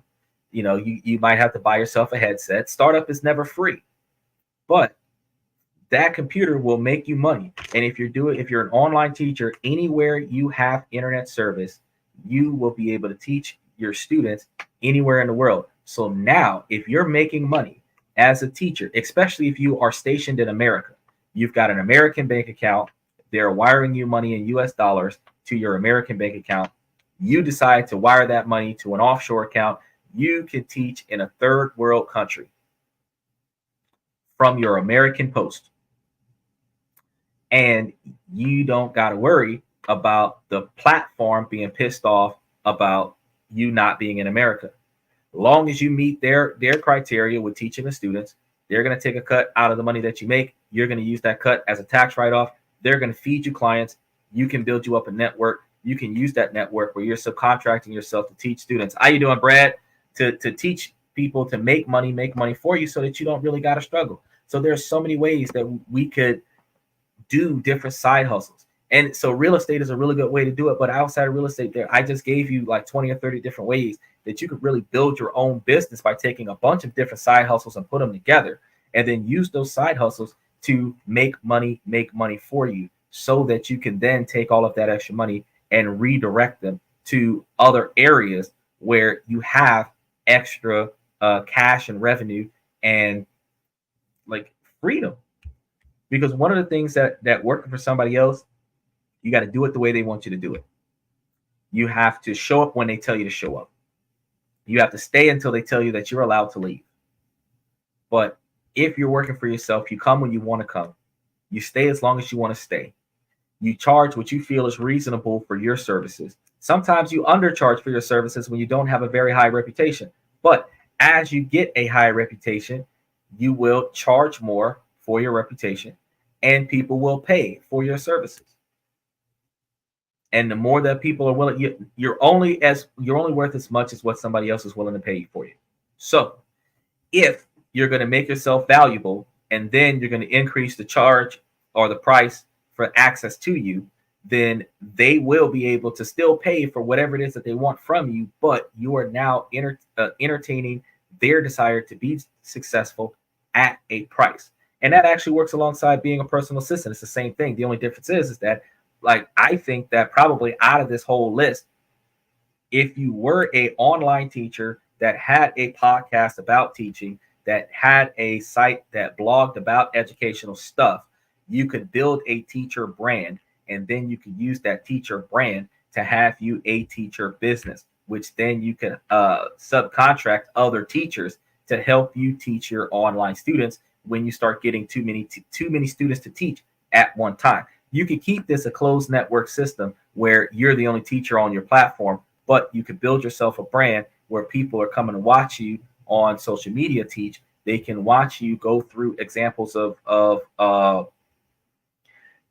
certain concepts in education. They can like the way you explain stuff, where they've gotten kind of a free observation of what you do. Then they can come and sign up for your class through some of the links that you put on your show, and that will get them to come to you, where you will start making more money because they seen you somewhere else. And the only thing about being a household name is that you yourself have to put yourself in places where more people see you and more people talk about you, so that more people hear about you, so that more people who heard about you want to come and see what you do and observe how you do what you do, so that they can try to emulate what you do. All of this stuff puts you in a position where you can then charge them for the experience and knowledge that you have, for you to show them the framework around how you built yourself up, which that is a consulting firm. So yet another one added to the list. There are so many different ways that we can make $1. This is one of the reasons why I give you guys so much knowledge for free on the podcast.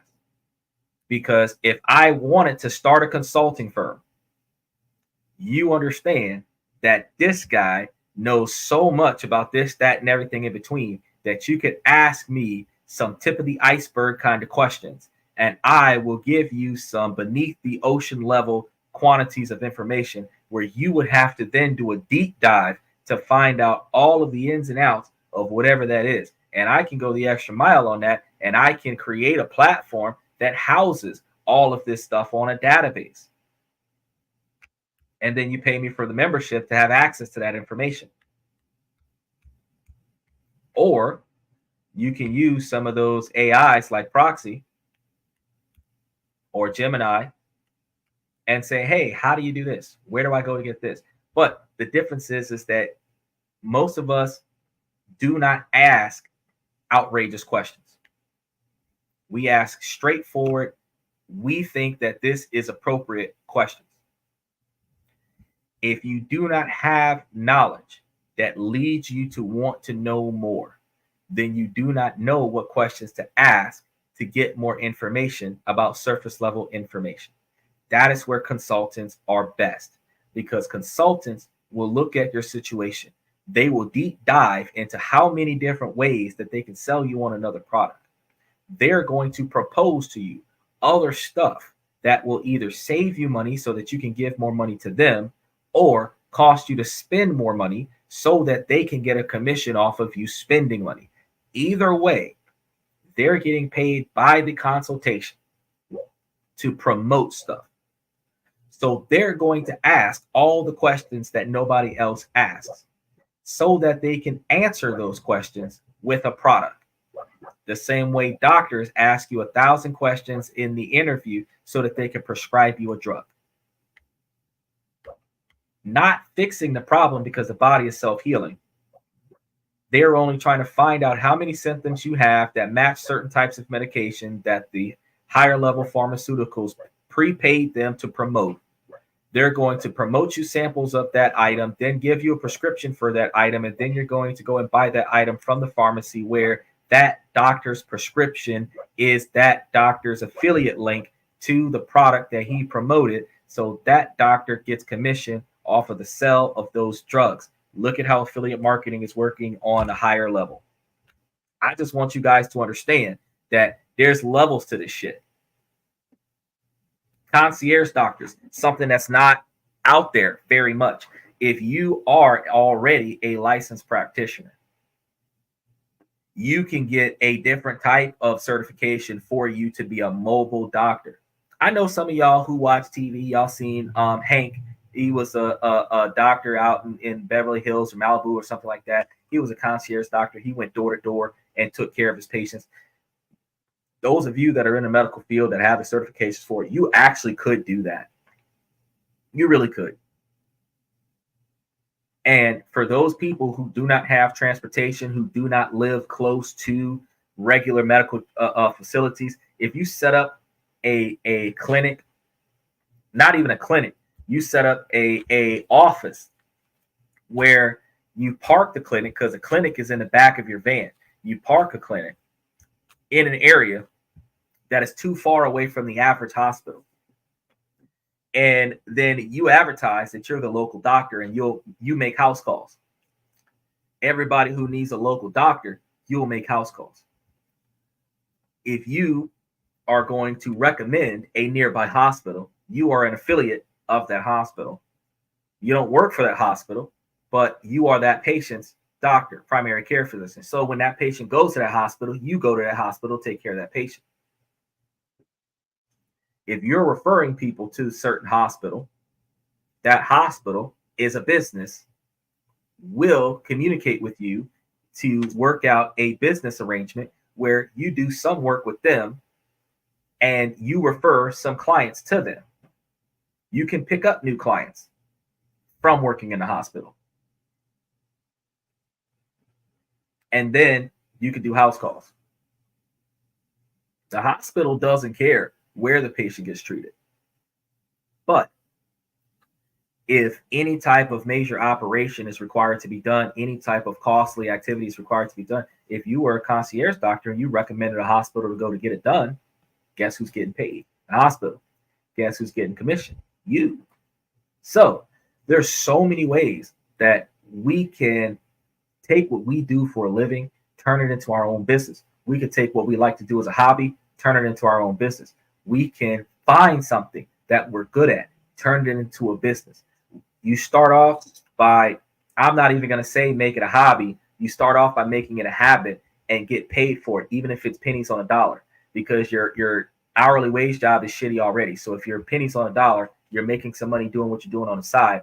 As you build up your reputation on that, you still got a steady standard of living from your primary job. You're going to take your secondary job, because it's a job now, and you're going to build it up so that your secondary job starts making the same amount of money or reasonably close to the same amount of money as your primary job. And then you're going to transition yourself, as I told you earlier today, into that new job. Now you work for yourself.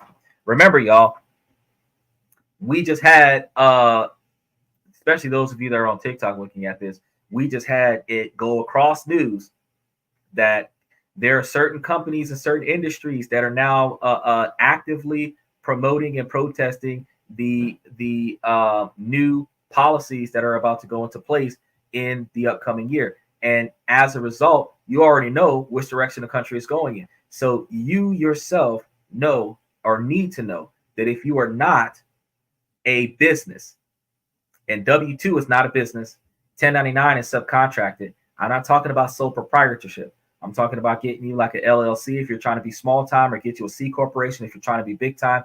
You get more tax breaks off of a C corporation than an LLC. But as an individual, you can do more writing off your W-2s through your LLC.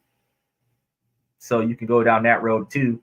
But either way it goes, get you some business set up some kind of way where your business is subcontracted to do work for other stuff.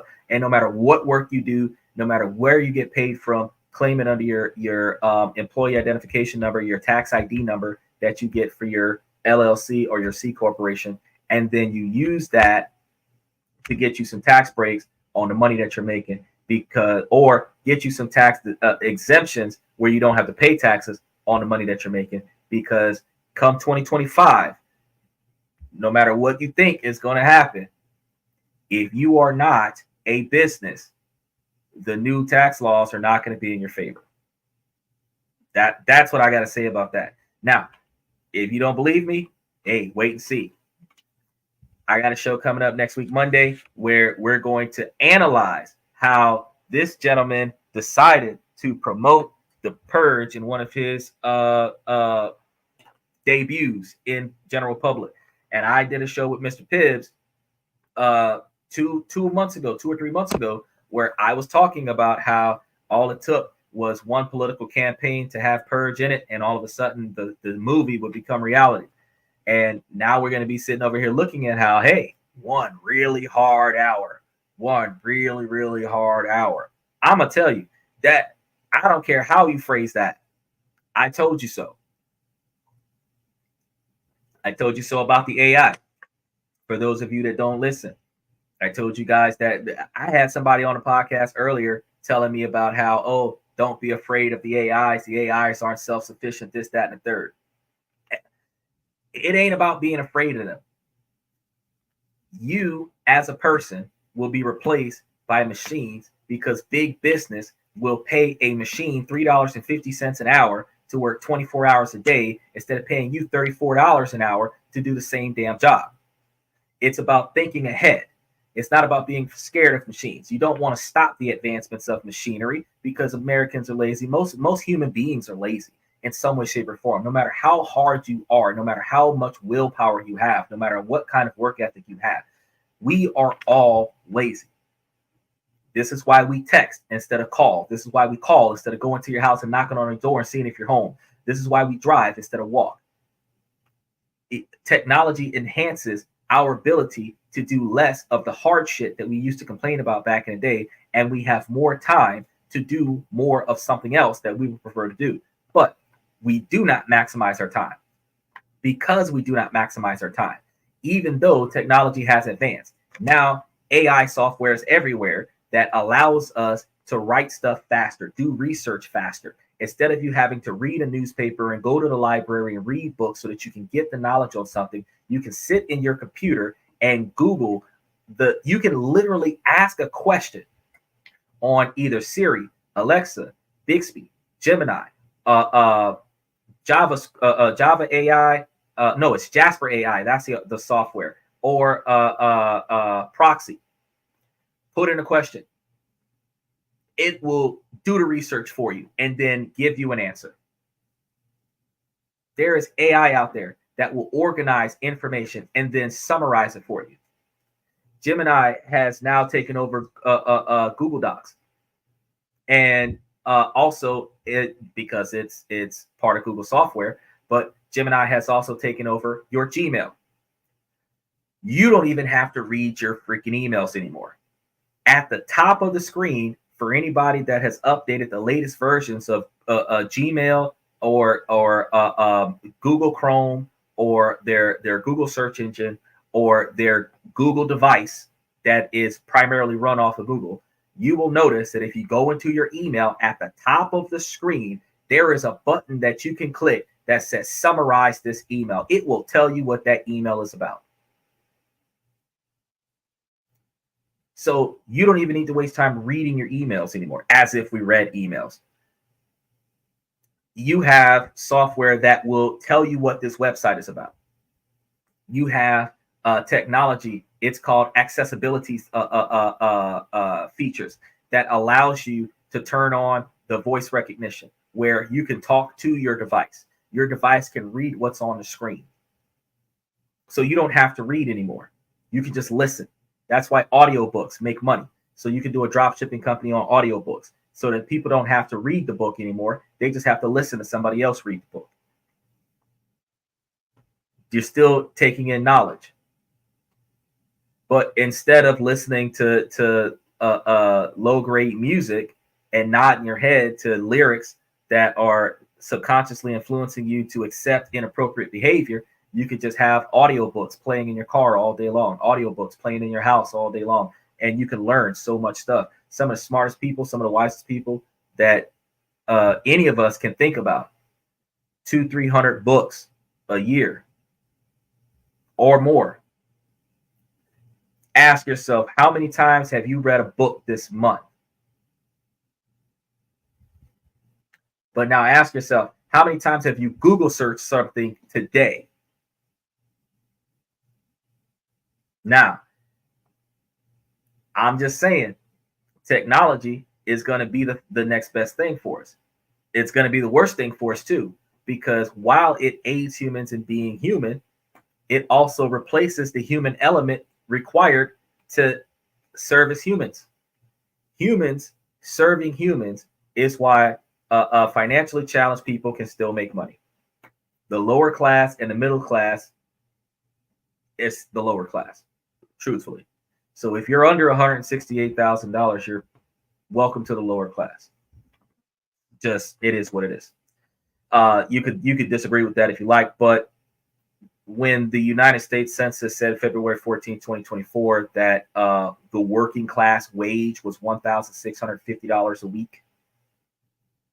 If you're not making $1,650 a week, you are poor in America. Okay. So if you're making $3,000 a month, you're poor. Okay. That's the U.S. Census, because the working class in 1950 was the poor folks. The working class in the 1990s was the poor folk. The working class in 2024 is the poor folk. Okay? It's just inflation. That's the only difference. So, if you're not making $1,650 a week, we need to change that. Get out there and try to do some side hustles, get you some side jobs in there. Try your best to find ways to make money, make more money for you. But when you think about how technology is going to replace manual labor jobs, you have bus drivers being replaced, you have taxi cab drivers being replaced, you have the protest that happened between Georgia and Texas, you have trucking companies that have driverless rigs. So you have 18-wheelers with no driver in the truck now. So they did all that protesting so that they could get an 80% pay increase. And all it takes is for that company to buy 20 or 30 trucks, and all of those people are fired. You have to work for yourself, because big business will pay extra money to replace you. Why? Because it's a tax write-off. America is a right to work state where you have the right to work if you want to, but it is not a requirement. In Asia, it's a requirement. They have laws in Asia where you must have a job. A company cannot fire you. They must pay you, even if you're not at work. You cannot just be unemployed. For them to fire you, they've got to give you a really decent severance pay, which is covering like the next 12 months. In America, they can fire you because you're not wearing the colored socks that they authorized you to wear. In America, you could just, it's supposed to be black, but your shirt is kind of dark gray because you couldn't afford a black, they can fire you because you don't have the proper uniform on, because your shirt's wrinkled. You're supposed to have a tie, but you didn't buy one. They could fire you for your uniform. Because they're not firing you for your ability to perform the job, you are entitled to a minimum quantity of unemployment compensation. But they don't have to hire you, and they don't have to keep you.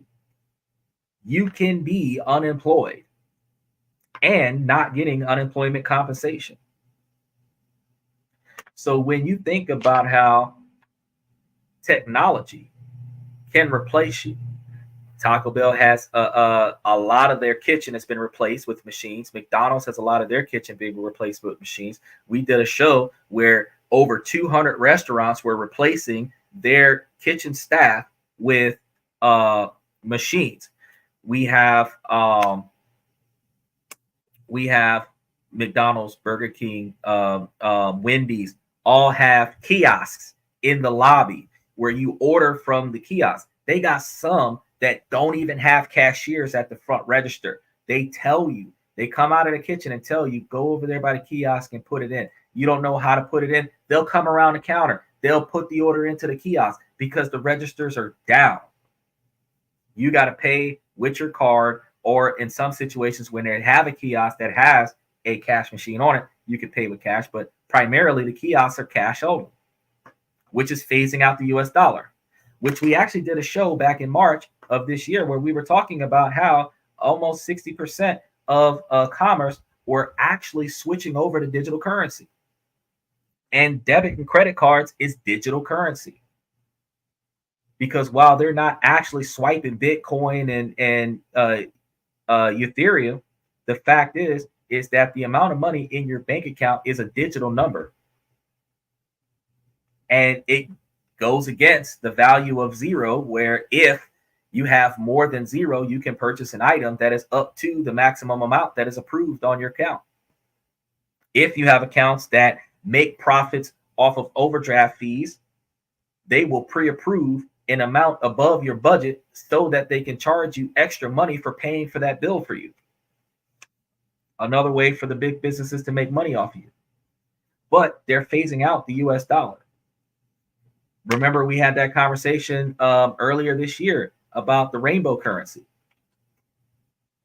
where BRICS, which is five different countries, were coming together to create a currency that was going to compete with the euro and the US dollar, where seemingly third world countries, are getting into crypto.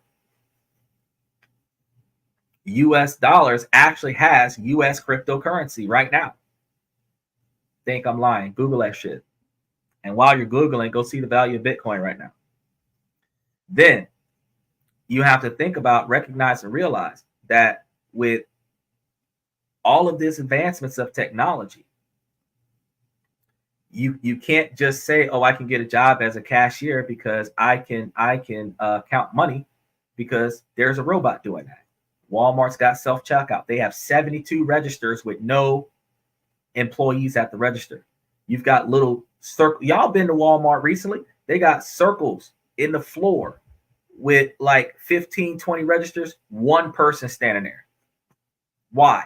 Because that person needs to fix the machine when the machine malfunctions, and that person needs to authorize if you're over the age of 21 to buy adult products. That's it. Beyond that, there is no other thing. And when they enhance the technology for it to scan your driver's license and pre-approve you, the cashier ain't even needed. Cashier ain't even needed. AI software. They've got that all over the place now. You could be given a tour in a theme park just by following the hologram from monitor to monitor. Or in more advanced locations, they might have it where there's an actual AI that takes you through the theme park. They're replacing jobs with machines. So it's not something for you to be afraid of. It's for something you to be aware of. So thinking that, oh, I've been working at this company for 10, 15, 20 years, they need me. No, they don't need you. They just can't find anybody better than you to do what you do. Once they find somebody or something that can do what you do as good as you do for less money, or do it better than you for the same amount of money, they're going to replace you. Everybody's expendable. And the core of capitalism is to profit off the backs of others. The core of capitalism is to continue to increase profits. You're going to shave costs somewhere. You're either going to increase productivity or you're going to decrease the cost of work, or you're going to decrease the cost of the materials, or you're going to increase the sale cost of the product so that you can get you some money. When you make a limiter, well, I can't make the product any higher, then you've got to reduce the cost of the materials. When you put a limiter, oh, well, I can't reduce the cost of the products, I can't increase the cost of the sale of the item. Now you have to increase the workload per hour for the amount of money that you're paying for the employees, or reduce the cost of the employee. Labor law says, oh, well, you can only pay them a minimum quantity of money. So now you got 3 caps. I can't charge more. I can't save money on materials. I can't save money on labor. Now I have to increase productivity. Humans can only work so much. How is big business going to increase productivity? Machines, because there are no labor laws for machines. That's where AI comes in. So all of these side hustles I've been telling you about today, you can work for yourself, because this stuff still needs to be done. People still need dog walkers. They still need teachers. They still need the logo designs. They still need people to edit their papers. They still need people to draft papers for them. They still need virtual assistants. They still need somebody to walk their dogs, babysit their kids, drive them places. All of these things they still need. If you find something that you like to do and you focus on that, you can make money off of it. And if you put effort into expanding that, you can make even more money off of it, where you can then make it a primary business, where you work for yourself. Yeah, you working by yourself, you'll be competing against big business. But the monopoly clause prevents big business from having the entire market. So you can get in there and compete with big business. How are you going to compete with big business? You're going to charge less because the cost of your overhead is less. You're going to have a limited quantity of customer base because you can only provide so much product as an individual. You're only going to work so much. So at that point, the rest can go to big business. When you decide to expand, you start hiring extra people to come and do some of the work for you, which allows you to take on a larger customer base, which allows you to bring in a larger revenue, which allows you to cover a larger overhead. You never want to be in business where you are the bottom of the pyramid, holding the pyramid up. That is not where you want to be. You want to start at a level where you got to create the job title by doing a certain quantity of work. Build you a routine, hire somebody, teach them that routine. Now they're doing that routine. You hire somebody, teach them that routine. Now they're doing that routine. You take the person who's doing it the best, you promote them and have that person teach somebody else how to do what they used to do. Now you've got somebody watching the 2 workers. You get there and get you a 3rd person in there that's going to handle the payroll. Now you got 4 people there. If you and 4 people are there, that's 5. 5 or more, you get you workman's comp insurance, tax write-off. Though anybody gets hurt on the site, they're covered by insurance. You don't got to take money out of your profits. They're covered by insurance. But your longest standing workers, you have them teach the next generation of workers as the workload gets bigger. So now your longer standing workers get promoted, which means that there's advancement opportunities in the company, which means that anybody that's starting on the ground level knows that there is a next level there, and that next level has more pay.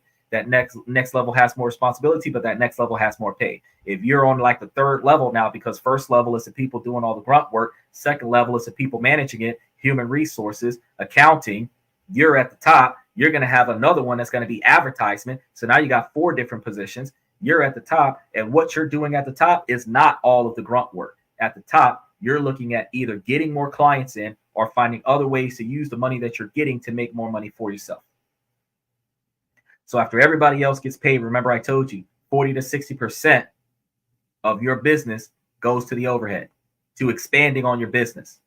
So that's going to include payroll. That's going to include your day-to-day operations and a little bit more for advertisement and promos and everything else that you need to get more customer base in there.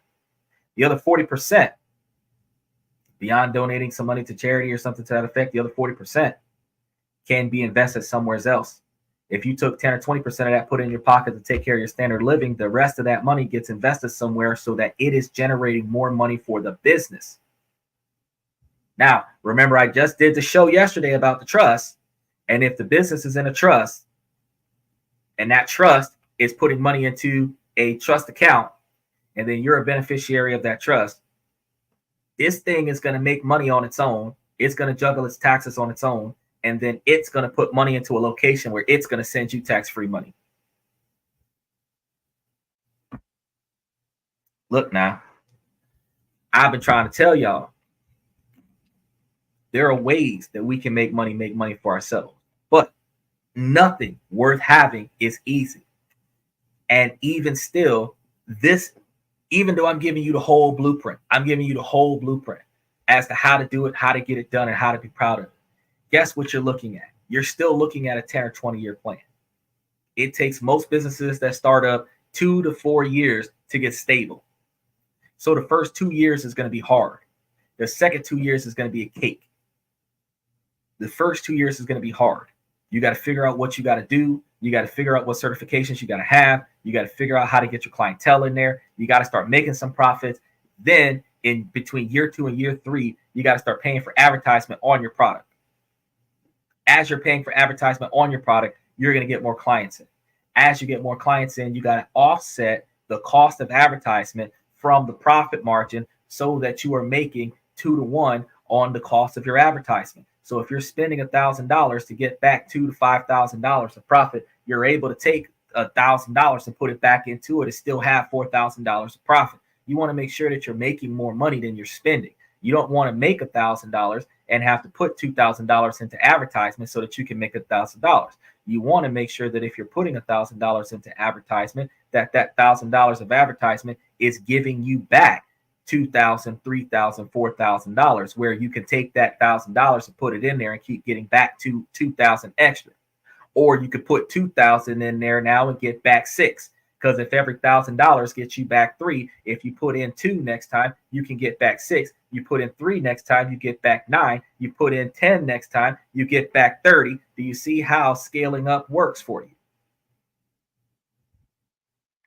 But if you have a product that requires a larger workload, a larger quantity of people to handle the workload, you got to hire more people. So with that being said, I told y'all we was going to talk about money this week. Monday, Tuesday, and Wednesday, we talked about we talked about the shit that don't make sense. Then we talked about how to make these trusts. Then we talked about how to make money for you. Tomorrow, we're going to be talking about some relationship stuff. One of the things I got to tell you is that, look, guys, first person accountability. If we don't like the way things are, we have to make that change. And we have to make the first change by changing ourselves. We change our decision-making process. We change our non-negotiable expectations from being flexible to being finite. Then, going forward, we want to make sure, while we stand on these non-negotiable expectations for behavior, we will be able to replace those individuals, whether they're friends, family members, girlfriends, wives. We replace them with people that cooperate with our agenda. And then we, as a walking business, will create a business that will create generational wealth, even if we don't have a second generation to give it to. The last thing I'm going to give you guys today, apprenticeships. And the reason why I'm saying apprenticeships is because as a mentor, some people will pay you to teach them how to be successful. You can have somebody learn how to do whatever it is that you do. And if they do it well enough, you will give them a reasonable percentage of your profits to do it for you so that you don't got shit to do. On the back end of your 20-year plan, at 20 years old, 28 years old, you'd be 48, almost 50, 52 if you have a little bit of hiccup somewhere. The back end of your 20-year plan is that the person that you can trust with your business the most, who does what you do better than you do, takes over the operations. That is a chief operating officer. That person runs the business the way you would have ran the business, making more money for you and that person, whether it's a male or a female. You retire. You're continuing to get paid from the trust, the business trust. You ain't got to do shit else. Long as the business is making money, a percentage of the money goes into a trust, and that trust is going to go to you. If you have an irrevocable trust, it doesn't matter who is over the company, because the company is owned by the trust. They cannot change the trust, because remember, I told you, irrevocable trust can only be changed when a beneficiary is aware of the change. With that being said, if you create an irrevocable trust, you set up a business, you have a trustee company that is handling things, or even if you're going to be the trustee over the trust, and make sure that you get, as the beneficiary, make sure that you get paid off of it, and then have a third party trustee as a secondary trustee, so that when you pass, the secondary trustee company takes over the trust, and that secondary trustee company starts providing that generational wealth to your kid. Even still, or whatever person that you admire enough to give them your inheritance. Even still, you made an empire. 20 to 30 years is what it's going to take to do it. It's a slow wealth, slow guaranteed wealth, not fast game. It's not get rich quick. It's not make money overnight. It is the long, slow game where you will make it, but you have to apply yourself. So, with that being said, I did get the new, they gave me another one. It looks like the last one, Red. So this one's got a little pretty blue light in front. It's supposed to work twice as fast as the other one.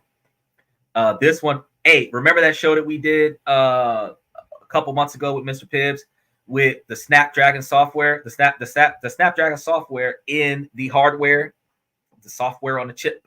Yeah.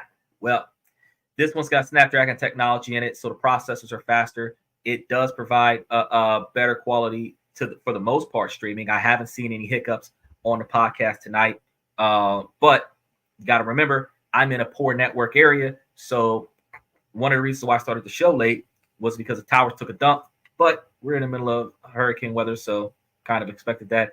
And I typically start 10, 15 minutes late anyway, operating on CP time. But once I got the show up and going and got rid of all of the random pop-ups that were happening at the beginning of the show, everything started working itself out. So I was still able to thumbs up and get things done. So this particular one is the current best internet model that they have. And I have been seeing some reasonably good speeds with it, but it is not perfect. It is working better than the other one, so I'm going to hold on to it. And the book had got rerouted. That's the reason why I didn't get it yet. I talked to the guy. He's supposed to be sending it back to me. And once I get him to send it back to me, we will. I should get it within a week. And because they're in Michigan, so they're a couple of states away, I'll be able to get the book and use the book to put up onto the show. The cards are supposed to be here in the next couple of days, so the cards should be coming up onto the show either by Friday, Saturday, Sunday, something like that, sometime this week. And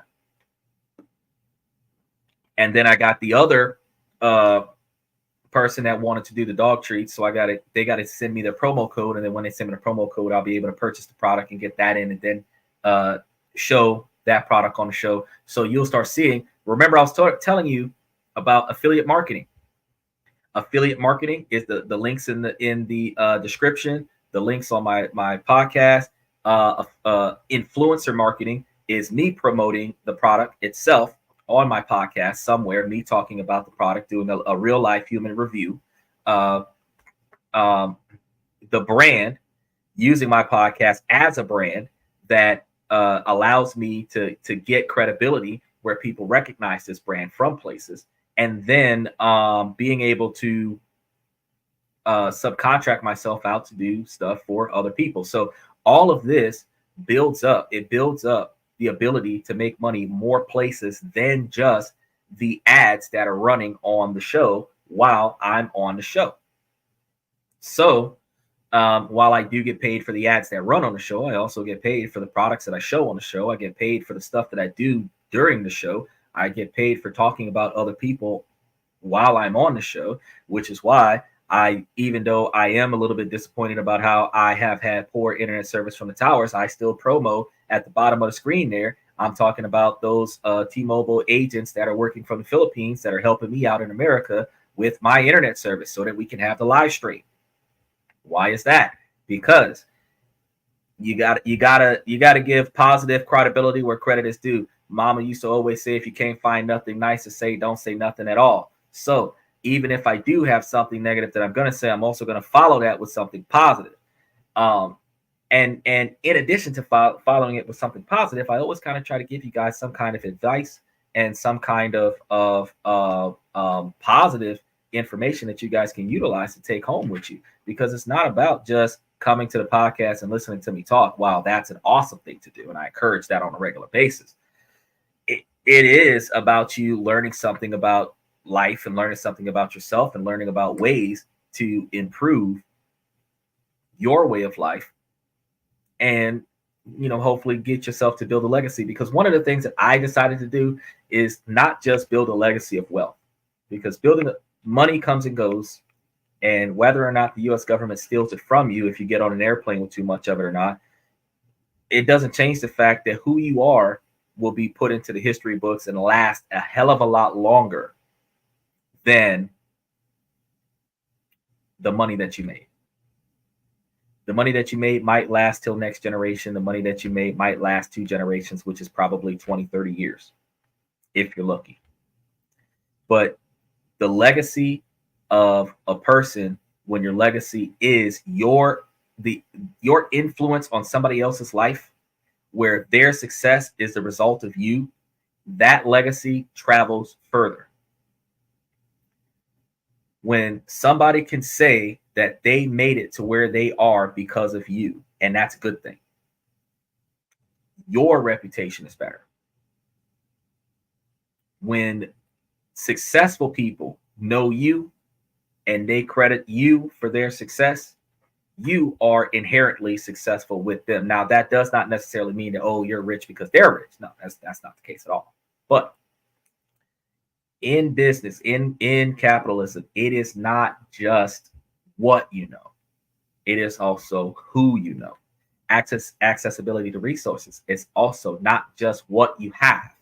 It's also who you know who has it. Trust in yourself.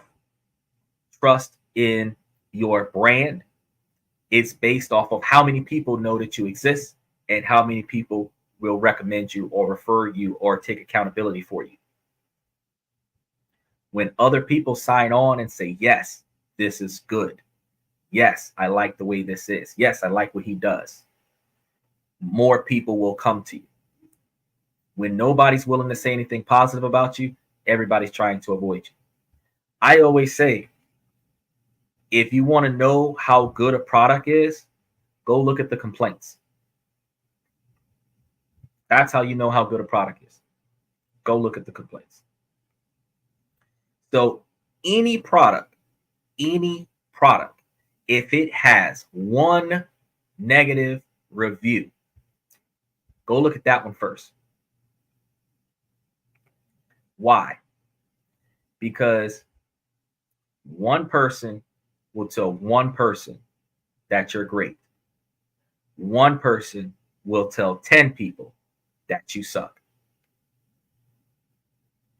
Negative advertisement travels faster than positive advertisement. Worst case scenario is what you have to deal with. Best case scenario, you're satisfied like everybody else. So go look at the reviews. If you look at a product, it's a 4.9. At least one person had something bad to say. Go look at what they said. You've got to know in advertisement, some people pay for positive reviews. So they might have 5,000 people that say, oh, this product is amazing. It's awesome. It fits. I like it. It looks good. But you will have 2 people say that it takes 2 months to get it shipped. You will have 3 people that says that the shit doesn't last long. You will have 4 people say that customer service did not help them with the problem that they had with this package. Now, what those negative reviews tell you is that the longevity is not what you think it is. And if you're not okay with a not so durable product, then you might want to look at something else. Delivery time is going to take a while. So if you need it now, you don't really want to wait for it. Go get you something that's got a more expedited shipping, or take into consideration increasing the price of the product by paying for next day delivery, knowing that next day delivery really means 2 weeks. Then, if you understand that your lack of satisfaction with this product is not going to be widely aided by customer service, then you want to make sure that if you're going to get this, that you have no intention of returning it, because it's not likely that they're going to give you your money back. Make sure that you look at the reviews. But guess what? Those products that don't have negative reviews, all they can look at are the comments. Here's a tricky trick for you. Go look at the comments. Some people will give you a 5-star and follow it up with a negative review. Why? Because most people don't really care about negative reviews. They don't think about that. They don't think about the negative reviews will tell you the worst case scenario of this product. Because a positive review, somebody has to either get paid to say something positive about it, or they have to like it that much that they're going to talk about their positive experience with the product. Somebody with a negative review will hate it that much. They will hate their experience that much that they're going to give you a negative review. And usually negative reviews are 3 paragraphs long. They typically take up the entire 2,000 word or 2,000 character section of that review box to tell you exactly how bad their situation was. Word for word details of that situation, of that encounter. And when they do that, that's when you're able to look at that situation and say, it happened. Might be a one-off in comparison to the number of positive complaints, but that shitty behavior is there. But people who look at the positive reviews, they look at the 5-star reviews first. What's the best this place got the offer? Oh, it's great, but they ignore you for 20 minutes before they take your order. It's a 5-star place. The food is great. The parking sucks. But I mean, the service is amazing. But it's a 20-minute walk to the building. I don't want to walk 20 minutes to get to the building. Look at the reviews. Now, when you think about reviews and you think about yourself as a walking business, this is one of the reasons why I say that the way you carry yourself as a person carries over into your money. Excuse me, the women don't really care about that. The ones that are doing the OnlyFans stuff don't care about that because they're getting paid to degrade themselves. But when you're not getting paid to degrade yourself, how you carry yourself in public defines your value. Because the customers that will protest your existence by not buying your product, not coming to your show, not showing up to your restaurant, not ordering from you because they don't like what you're saying or don't like what you're doing when you're not at work, those people will negatively impact your business because of what they saw you say or do somewhere else. So it's highly important. It's highly important for you to always carry your best self when you're when you're not promoting yourself. Because just like Job under the tree, he was being watched without knowing that he was being watched. And people will be able to say, oh, that person's a hard worker because I've seen them working. When they introduce themselves to you, this is the first time that you are seeing them in your memory. But this is not the first time they're seeing you in their memory. Their preconceived observation of you, preconceived determination of you, already set in stone because your first impression happened before you met them. Their first impression of you happened before you met them. And that means that if you don't always carry yourself your best self, put your best foot forward, because you are a walking business. I'm telling you to start being a walking business. Everything you do is the cost of doing business. If being courteous is the cost of doing business, even if you're in a bad mood, find a way to say positive things to the people around you. Find a way to put on a fake business smile so that you can pretend to yourself that you're happy about where you are, even if you hate where you are, because as a walking business, you represent yourself before you represent the company that you're working for. You represent yourself before you represent the business that you are promoting. You represent yourself before you represent the product that you're talking about. And you want people to like who you are so that they can take your advice, so that they can pay for your advice, so that they can buy products from you, so that they can buy your services, so that they can pay you to do stuff for them, so that they can buy your brand or buy the inflated cost of your brand being embroidered onto a product. Because that's how you're going to make money, working for yourself, where you directly impact your success and you directly engage with the customer.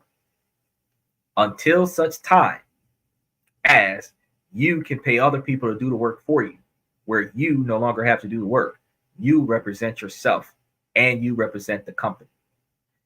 Back in the day, you used to represent your family. You used to represent your inheritance. So you would not mess up because you did not want your heritage to be disrespected and disgraced. In other countries like Asia, your reputation gets you financial credit. So you can't even borrow against the stone if you don't have a positive reputation in your society. So credibility goes further out there than here. You don't have to have respect for yourself, but if you have a good credit score, you can still get money. You don't have to have good credibility for yourself, but if people who've lent you money got more money back than they lent you, you've got financial credibility. You have business credibility. You can disassociate in your mind. You think that you can disassociate what you do in your personal life from what you do in your business life. I'm going to tell you that's not true. A football player can lose his contract with his football team because he committed a crime outside of the league. A teacher can lose his job because of what he did off the job. A politician can be forced into early retirement because of his out of work activities. You have a moral code in business that is required to be upheld off the clock. And if you are not representing standards and values and ethics that are being respected by your brand will terminate its connection with you to prevent from suffering. But if you own the brand, just like when a Fortune 500 company loses a bunch of stocks because the shareholders bail out because the brand owner got in trouble with the law, or the brand owner had something negative said about his or her reputation, is the same way that you can directly say or do something stupid that will cause you to lose money for yourself.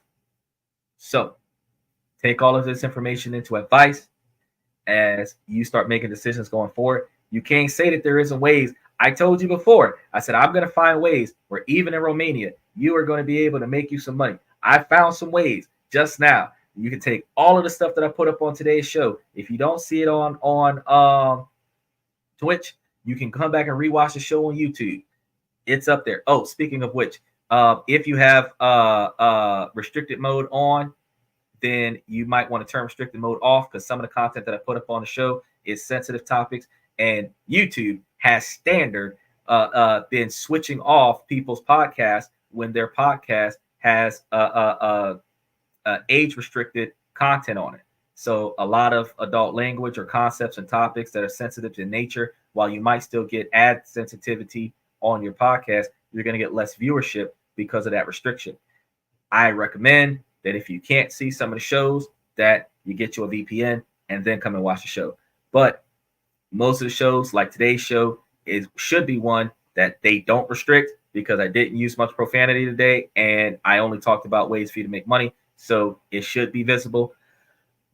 I noticed some of the other real estate shows are visible, even with restricted mode on. So I'm able to know that you guys can see some of those shows. So I just strongly encourage you guys to take a look at those shows and be able to get that knowledge and piece together a lot of these episodes, because the How to Build a Trust show, How to Build a C corporation, and side hustles that can make you money, or ways that you can actually start using a side hustle to make money, to get the money to build the C corporation, to use the profits from a C corporation and the tax write-offs from a C corporation to build a trust, to use the trust to get better tax write-offs, to circulate money, so that you can then, instead of paying yourself out the business as an employee where you have to pay individual taxes, you then put the money into the trust account, where the trust is just wire transferring you money, where there's your profit there, unearned income, because you're a beneficiary of a trust. Now, all of these so that means I got 3 or 4 different podcasts that are 1 to 3 hours long, and 3 or 4 different podcasts that, if you piece all of this information together, you can make yourself a millionaire, either in a 10-year time span if you're putting away a lot of money, or a 20-year time span if you're putting away a little bit of money, a 30-year time span if you're wasting money while you're making money. But you can still follow the stuff that I'm telling you and get yourself up to a level where you make so much money that the interest on the principal overshadows your standard of living, where you do not have to work. Then, if you're single, you can go to another country and go and marry you a woman that does not cause you as many problems as the American women, and then you will be happy. Apparently there's amazing women in Romania. There's amazing women all over Asia, Brazil, Philippines, Switzerland. Some of these places offer stipends that'll help you out. So many things that you can do. And then I just found out not too long ago that places like the Philippines have girlfriend contracts where you hire girls to be your wife. Didn't I tell you we was going to buy them off the market? They hire a girl to be your wife. You go out there, and it's legal out there. And they got 120 days from the marriage certificate to file and process that this girl is just your wife, like for real. Like, you might see that on Netflix on one of them Korean animes where they get a wife contract, a marriage contract. That's exactly the same thing. For a certain quantity of money, this person will do everything that a wife is supposed to do. And from what I'm hearing, it's anywhere between $100 a week and $300 a month, $300 a month. Where we were just talking about women in America wanting men to spend $150 to $200 a night for 2 to 3 hours of entertaining her, and you don't get anything in return for that. Like, you got Philippine women that are like really getting out there, like catering to you for the next 15, 20 years of your life. If you take good care of that particular type of option, that particular type of proposition, if you don't already have somebody important in your life that you want to have in your life, you can find somebody that's cute that could use your money, and you can just pay them to be your wife. I told you that the man is a prize because the wife is a job position. Now you're welcome. The wife is, in fact, a freaking job position, because over there in the Philippines, you can hire her as an employee. Then, guess what? There's another thing. You hired her as an employee so you can get her a work visa in America. So remember when we were talking about how you can't marry more than one woman? Well,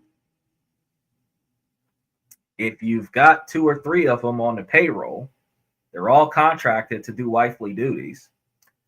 You are a C corporation or an LLC of some sort. and then you get one a marriage, a green card citizenship kind of situation, and then get the other two work visas,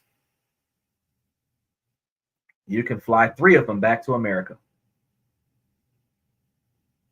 And if your business is willing to pay the cost to get them citizenship as employees of the business, you can get all 3 of them citizenship, where all 3 of your wives that work for you, work for your business, are aiding you in making money, make money for you, where you still don't have to work.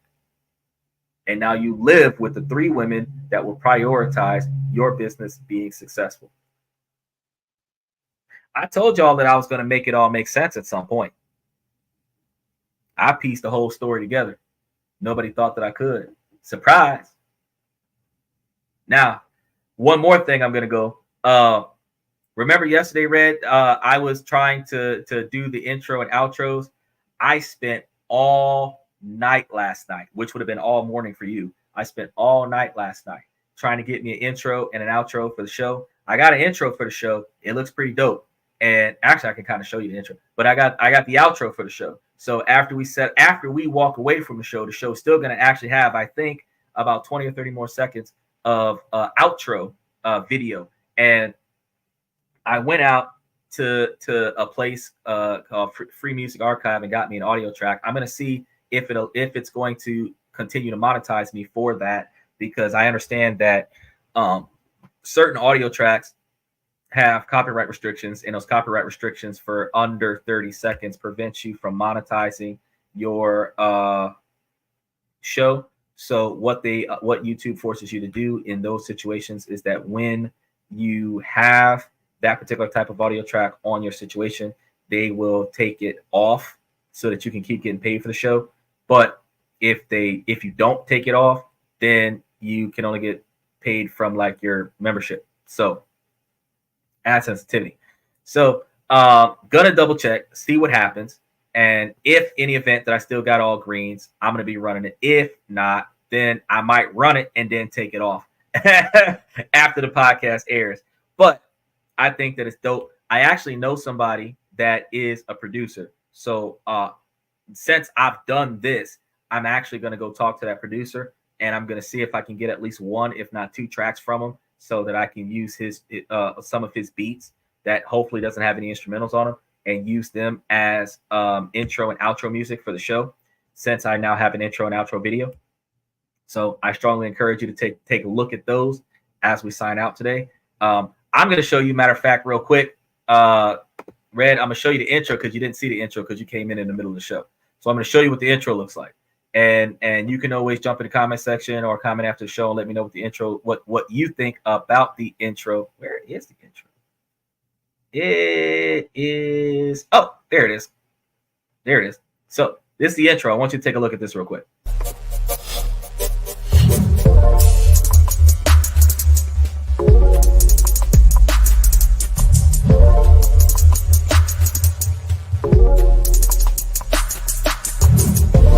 And this is crazy. I stumbled on this. I'm not even a good video editor, but I stumbled across that and I was like, yo, that's dope. So I put that together. I did the transitions and everything like that to get it all together, and I thought that beat was really nice. So I put that up there. That's our intro. And then when I sign out, you get a chance to take a look at our outro. So I just really wanted you to take a look at that and let me know what you think about it. Probably because if you don't message me in Twitch, you probably have to message me in YouTube on a platform. Or if you're on TikTok, you can send me a message on TikTok. I read all the messages from everywhere. I read all the comments from everywhere. So if you jump into the show and you just throw it into the comment section, what you think, that's just as good. Either way, I love feedback as we make the show better. So I told you, scaling up ever so much. And as we scale up, we make the show look better. We make the show sound better. And we try to provide you guys with better quality all the way around. So with that being said, I really appreciate you guys coming to the podcast. I know that some of you are just now coming in, but we start 9 Eastern, 8 Central, and 5 Pacific. So we encourage you guys to try to get here towards the beginning of the show.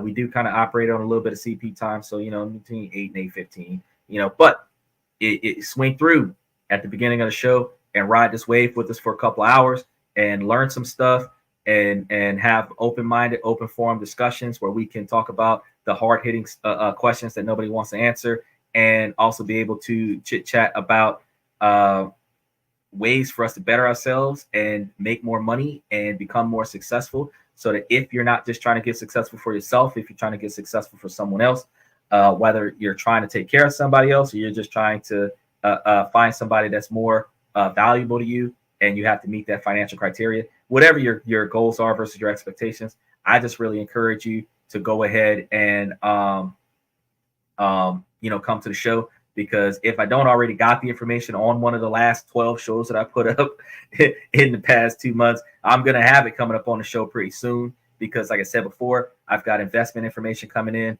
I've got, all of this other stuff that's going on. And I'm really working towards making more money, make more money for me. And as I get bigger, you guys will be able to watch me go from being nothing to something. So in 5-10 years, you're still watching this podcast. You're going to be telling your friends who are now watching the same podcast with you that you knew me when I was a small podcast, and now I'm a big podcast. And as a big podcast, I'm still going to be dealing with the same millions and millions and millions that I worked on, while those that are not applying themselves to be successful is watching the road to success happen and not emulating that. So I strongly encourage you to go ahead and follow my lead and go down this path, but pick something.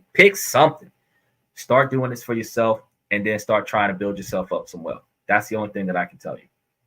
With that being said, because I know that TikTok is a little bit salty about the last time we did an open video, so I'm going to go ahead and sign out of TikTok first.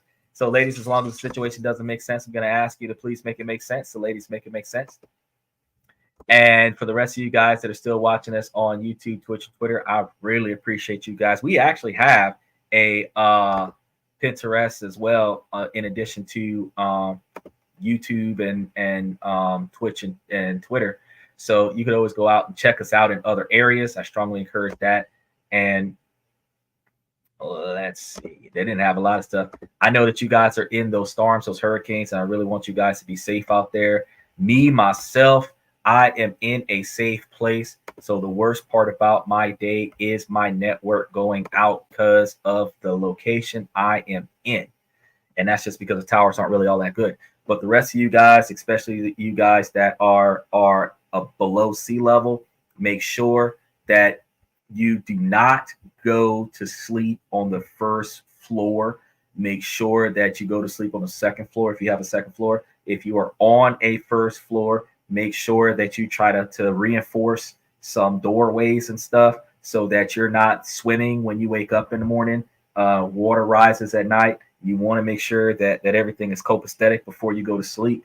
If your house is already flooded, try to find you a safe place to sleep, a canoe, a floating table, a door like the Titanic. The refrigerator. You want to find a place that is above water level to sleep, and just really be safe until the water goes back down. This is probably, from what I'm understanding, one of the more severe ones next to Hurricane Katrina. But I survived Katrina. Y'all will survive this. We all gonna be okay. But what gets to happen now is that we have to rebuild. So as we try to rebuild, we are going to have to remember to make ourselves more successful. As we wash away the past, we're going to start focusing on the present. So it is equally important to take a lot of my advice now, because any type of hazard funds that you would get for living and existing in emergency zones is only going to be given to you one time. And this is the time where you got extra cash that you don't need because you're in a hazard zone, what do they call those? I can't think of the term, but it's a term where it's an environmental disaster zone.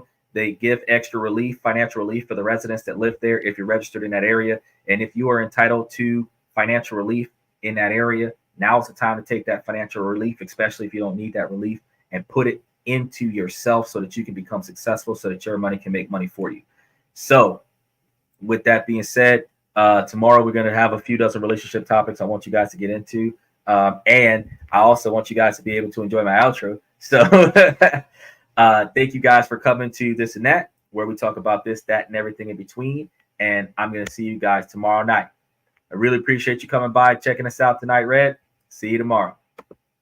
Enjoy the outro.